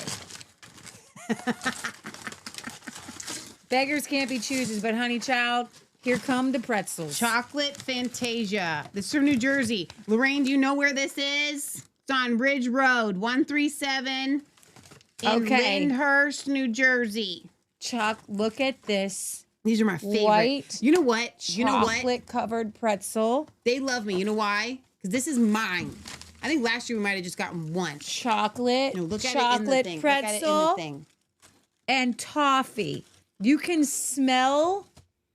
There's a smell that comes from bakeries. Yeah. That does not come from anywhere else. Okay. It's a baker. I smell the bakery. Oh, this is so rude. I'm so rude. I am transported right now. It's so good. I'm gonna try the white chocolate one. Okay. All right. Okay. Lorraine says I do so good. I grew up 2 towns away. Oh, Lorraine. this tastes like Christmas. Leah and Kim are my favorite right now. It tastes. I am transported back I'm gonna spoil my dinner. as a child I haven't eaten dinner yet. It's so good. to Christmas morning. I highly recommend. Listen here. If you go to Chocolate Fantasia. Although there's a lot of sugar on top. Look at this. Look at all that sugar. That's just pure sugar. To get the white chocolate pretzel. That's something. So this looks like a cookie pretzel. Here's your problem. So this has like cookie. Oh my gosh. This has like cookie. Yeah. I want to just eat the whole box. Oh, chocolate pretzel in my mouth. This is so good. Why is chocolate and pretzel? Why do they go together? It's like peanut butter and jelly, man. It's like bananas and rice. You stop it. Leah, I can't believe you did that. The white people put together chocolate and pretzels. The Somalis put bananas and rice. Who's doing it right? Who's doing it right? White people. It's not just white people that do chocolate. Like, black people do chocolate and pretzels It's too. a joke. Asian people do chocolate and pretzels. Do they? I bet they do. As a cuisine? I don't know. This is my dinner, though. I made like a little ship's anchor here. This is the anchors away into Michelle's belly. Watch this bakery be run by like an Asian. Well, yeah. Just kidding. Is that Kim? I think so. I'm cracking up watching you eat the chocolate. Is that her right now? Yes. Kim. Thank you, guys. It's so good. Did you you open see up that? everything else. You have to rewind it. Did you see us do the shirts? Because now we have a Revelation Red Pill uniform. Like a real legit uniform to wear. I know. Guy have them washed and ready listen, every they got Wednesday. me this one. I wear it all the time. It's like my favorite sweatshirt. I have to got tell a favorite you, shirt. I have a It's so sweatshirt cool like on the this. Kim, I can only wear that sweatshirt on the coldest days of the year. It's warm. I have no idea where you got those sweatshirts. Oh, like if I do sweatshirts, I want them to be this quality. I thought that. I will tell you, the sweatshirts that these ones are. I need to look in the are tag. The highest quality sweatshirt. I am a sweatshirt fiend. Okay, if you haven't noticed, unfortunately, that's kind of like my outfit for the show. I've been wearing them a lot this winter. So those sweatshirts are the highest quality sweatshirts that I have ever put on. Nike, Adidas, North Face, Columbia, you name it. Whatever this sweatshirt is, Whole Strength First Original Collection is the highest quality sweatshirt that they possibly make. And it's the warmest too. So I didn't take that sweatshirt off just to look at that. I took the sweatshirt off so I could put the shirt on. Okay. There you go. I'm going in. Your Revelation Red Pill shirt. It's my Revelation Red Pill. Oh, it's perfect. Jesus loves you, this I know. The kingdom of heaven is so where we go. Isn't that cool? It is very cool. It is so cool. It's like so cool. It's like a biker gang shirt. I am a what? I feel like this on the back. Oh yeah. Oh, it's like a biker gang shirt. Lorraine says now I want a chocolate covered pretzel. Well, you get to go. You can go. Lorraine. Go tomorrow. You could go and get you some. The rest of the world can't. Go on and take a picture. She says, me and Leah are watching. We love you. We miss you guys so much. Mwah. Thank No, you so like, much. you don't even know. Uncle Jack, I should take a picture of Uncle Jack eating his chocolate tree because he's totally going to down this tree. And you're going to see these mugs on the show. On the show. I love to rotate the mugs. This one, a friend of ours made, Where the Spirit of the Lord is, there is liberty. We've had some mugs. I love mugs. I use them, and I love the big mugs. This one is Be Still. Does that make it your mug language? Okay, so you're going to see this one. No, these are so you're going to great. see these, and we love our witnessing tools, don't we? Don't we, Jesus freaks? We Okay. love our Jesus apparel. But you should not have sent it right now. But I haven't even, well, you didn't send it right now. Matter of fact, and I should be talking my mouth open. My mouth full. This came in the mail yesterday. And I said, I'm going to save it for tomorrow night's show. If I had known that this was in here, I'm not sure it would have made it. I actually did not consider, and I don't know why, and I should have, that there would be chocolate in the box. I'm glad that it did not come to mind. That's so funny. Okay, you know what I'm saying? I'm going to finish this pretzel. Jesus gang. We the gang gang. We the gang Jesus gang. I'm telling you, wherever Kim goes, her whole wardrobe is like Jesus, Jesus, Jesus, Jesus, And Jesus. Lilia. Yeah. They're the Jesus gang gang. They we w- need to do some t-shirts. So in the meantime, they've sent in us ones. They're like, listen. Okay, this is for real. Thank you guys. If you guys are watching right now and you know of a good way for us to do t-shirts, whether you think, there's a local printer, whether we should get the t-shirts, that's been the thing for us We to want try to high figure quality. out. We want to have Like the these high sweatshirts. quality shirts. And I have so many sayings that I would wear, okay?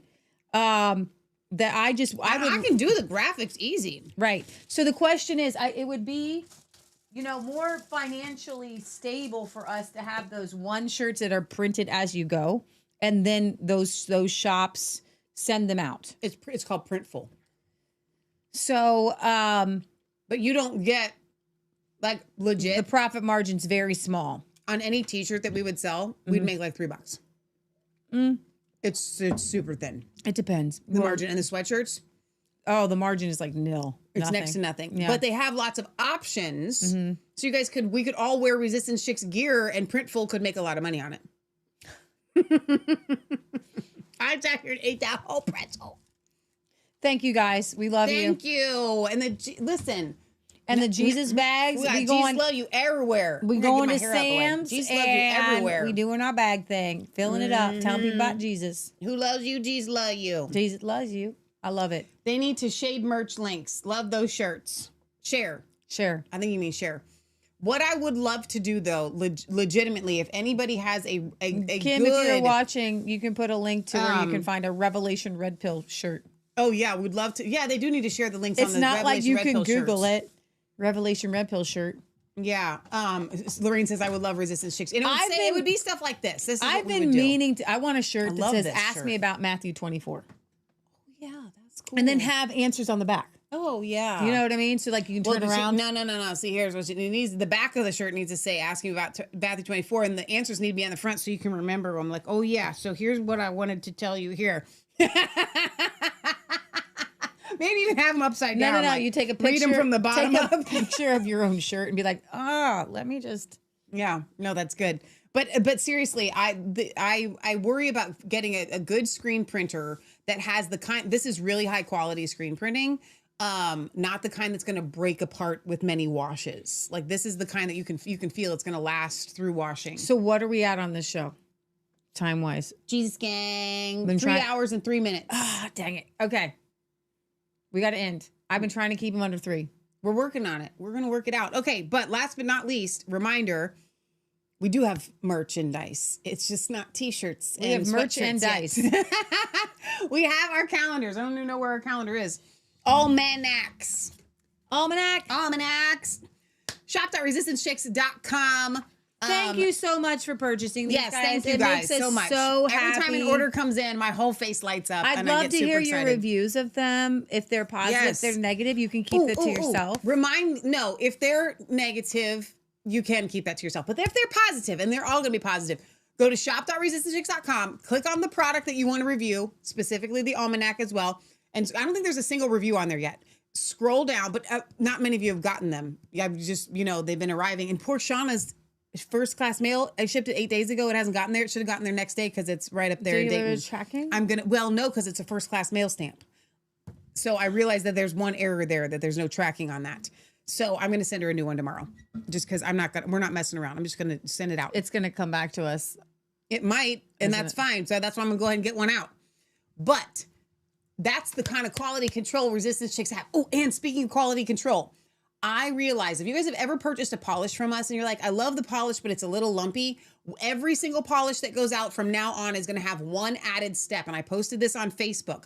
We realized that the coconut oil, when it hardens, it kind of likes to clump. And if we run it through the food processor one more time, it's a super fine powder. So if you have a tooth polish right now, just take it, dump it in your food processor, boom, put it back in, and it'll be powder, be easier to use. High quality product going to the next level. So the Rise and Shine specifically, but we will also be doing that for the Remineralize Me Extra Mint polish moving forward. So you guys can look forward to that. So all the tooth polishes just getting an extra little love.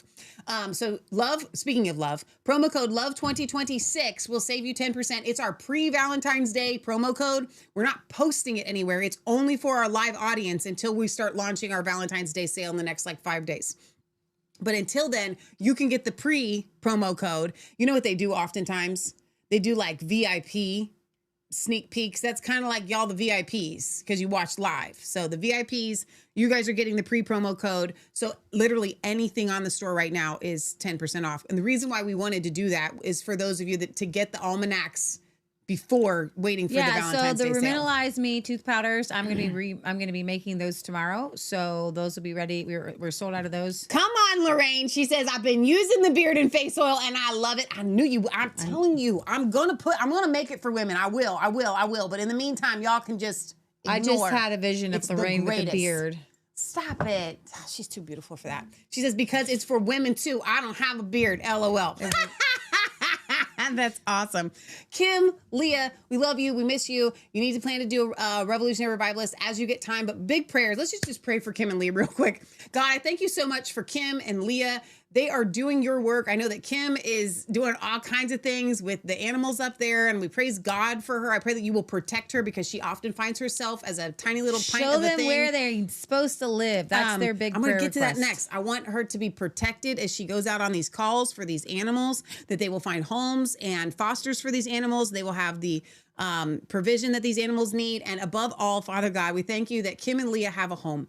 And that you know exactly where that forever home or even temporary forever home is supposed to be, and that you are making a way where there seems like there is no way, and you are bringing out all the stops, all the angels, and showing them this is exactly where they're supposed to be. This is their home. We thank you that little Leah is graduating this year, and her graduation is going to be amazing. We thank you for the call that's on her life, and where she is headed. You will again direct that path. We know that she is designed to spread and expand the kingdom of God and preach the gospel to the nations. And so I just thank you for that call in her life. In Jesus' name we pray. Amen. Amen. And we had a donation this week. I want to thank, So Granite Guy, if you live in Bixby, Oklahoma, okay, let me pull this email up. I want to do a big thank you to Gary. And I don't always call people out for your donations. A lot of you guys have given us very, very generous donations. But since he has a business that you all could, if you live anywhere in Oklahoma, northern Oklahoma anyway, and you need a granite or any kind of, fabrication countertop, whatever, you can contact me. I'm trying to see if he's got the name of his granite company sitting here. But he has been with us for like ever. So if you guys need a granite or any kind of countertops in Oklahoma, you give me an email and I will get you hooked up with Gary. Okay. So thank you, Gary, for your donation and being a huge support for us for so many years. And thank you to all of you who do help support us. We really you guys appreciate are amazing. it. God is moving in a powerful way. We love you. We think of you. Michelle went over a handful and sent out some thank yous to our big donators, people who probably would want to remain anonymous. Not big donators. Well, it is big. It is big, but just our regular monthly donors. So to me, that's big. Okay, so we have Thomas Massey donators. Yeah. I start to cry when I think of your hard-earned money. Right. So over the course of time, I'm just going to throw out a number. Over the course of time, somebody has given faithfully, and it's been a few years, but it's like $2,000. Yeah. That's a big donor. That's a big deal to us. I mean that genuinely. That to me, it's over a while, okay? But to me, what you're sowing, yeah, it just boggles my mind. Yeah, I don't get it.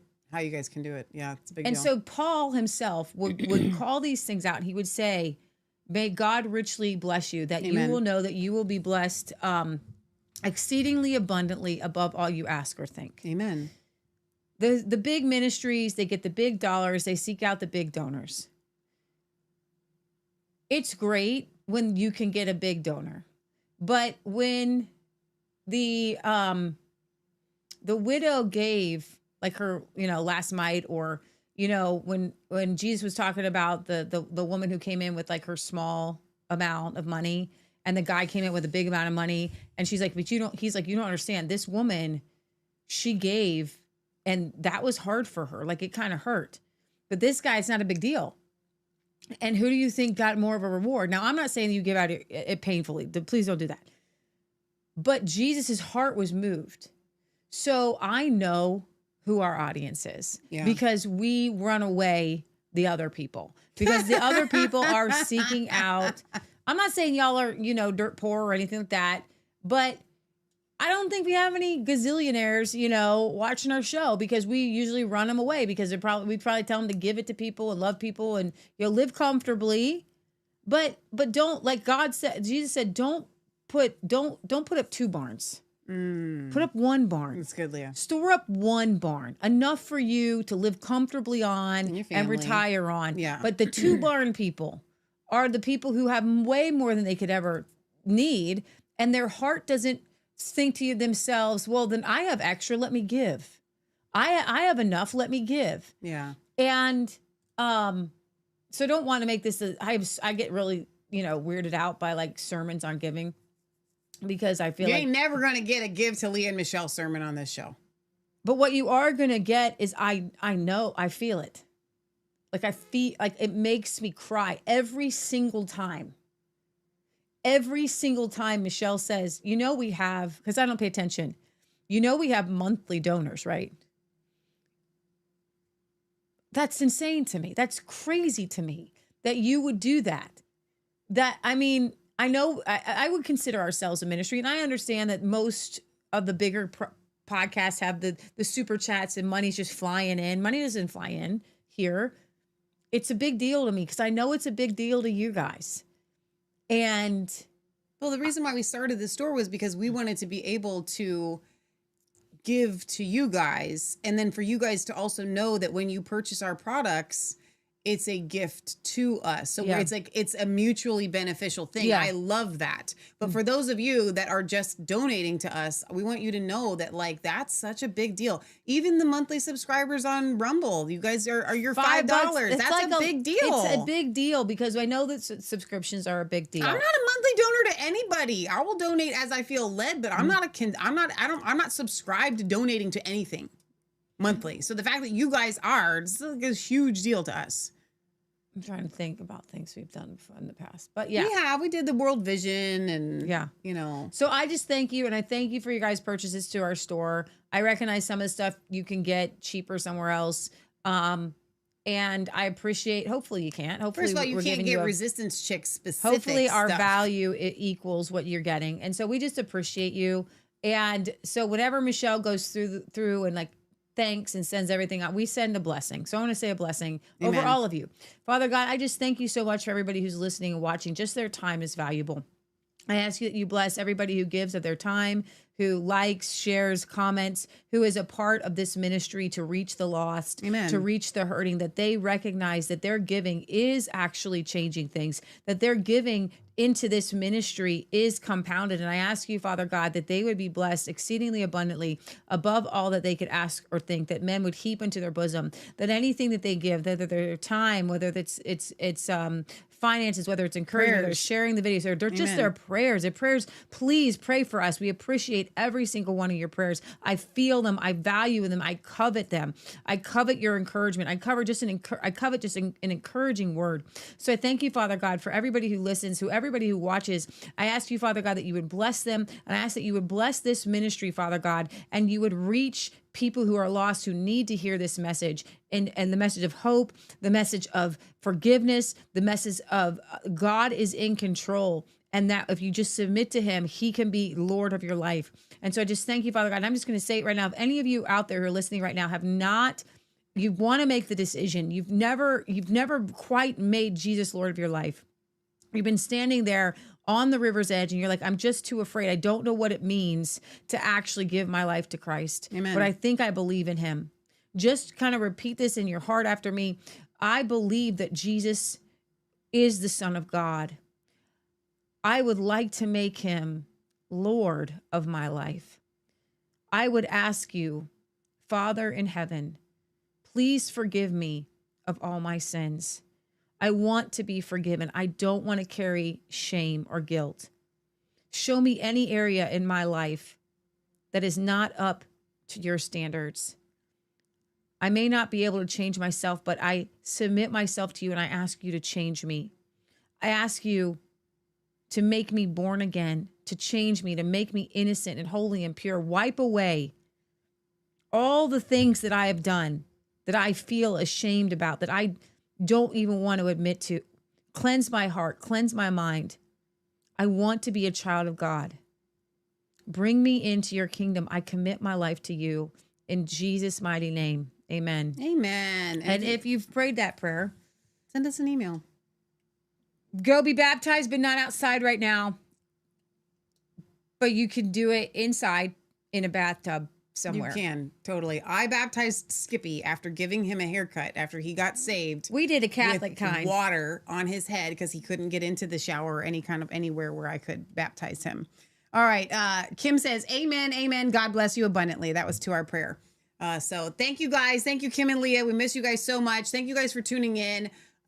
Chris says, your products are all amazing. Thanks and God bless. Lorraine says, amen. In agreement for my Jersey sisters, Kim and Leah. That's awesome. God loves a cheerful giver, and giving to good, fertile kingdom ground shall be rewarded. We ask that you destroy all property taxes in New Jersey. Destroy them because your property taxes are insane. And I just rebuke them. And that is a satanic stronghold in that state. And I ask that you remove all property taxes. Over on YouTube, Silent Girl says, don't hate me. I don't like pretzels. The snow is slowing down deliveries. Sharon says, I love chocolate, but not on salty pretzels. I still have the chewing gum necklace the little 5-year-old boy made me. I babysat for. Oh, that's super special. Do what, though? She's saying she still has a chewing gum necklace that a little 5-year-old boy made her when she babysat for him. That's quite something. I don't know. Is it made out of like his chewing gum? Because that's a little weird, Sharon. Just going to say that. Dale says, before you design any type of shirt or logo, shouldn't you get a copyright first? If anybody were to try to take, copy, I'd like for them to but it's not a bad idea, out. Dale. It's definitely not a bad idea. All right. Shop.resistancechicks.com. We'll be here on Sunday. We will be doing a giveaway on Sunday. So if you want to sign up for the giveaway, you can send me an email, which collection you want, either the men's collection or the women's collection, massfaith33@gmail.com. Please send your address. I'm not going to mail you anything. You would like it if I mailed you something. So send me your address. So that is, if you do win, I already have it ready to go. So we'll be doing our giveaway on Sunday. And if I forget, please remind me in the chat. All right. Bye, guys. God bless.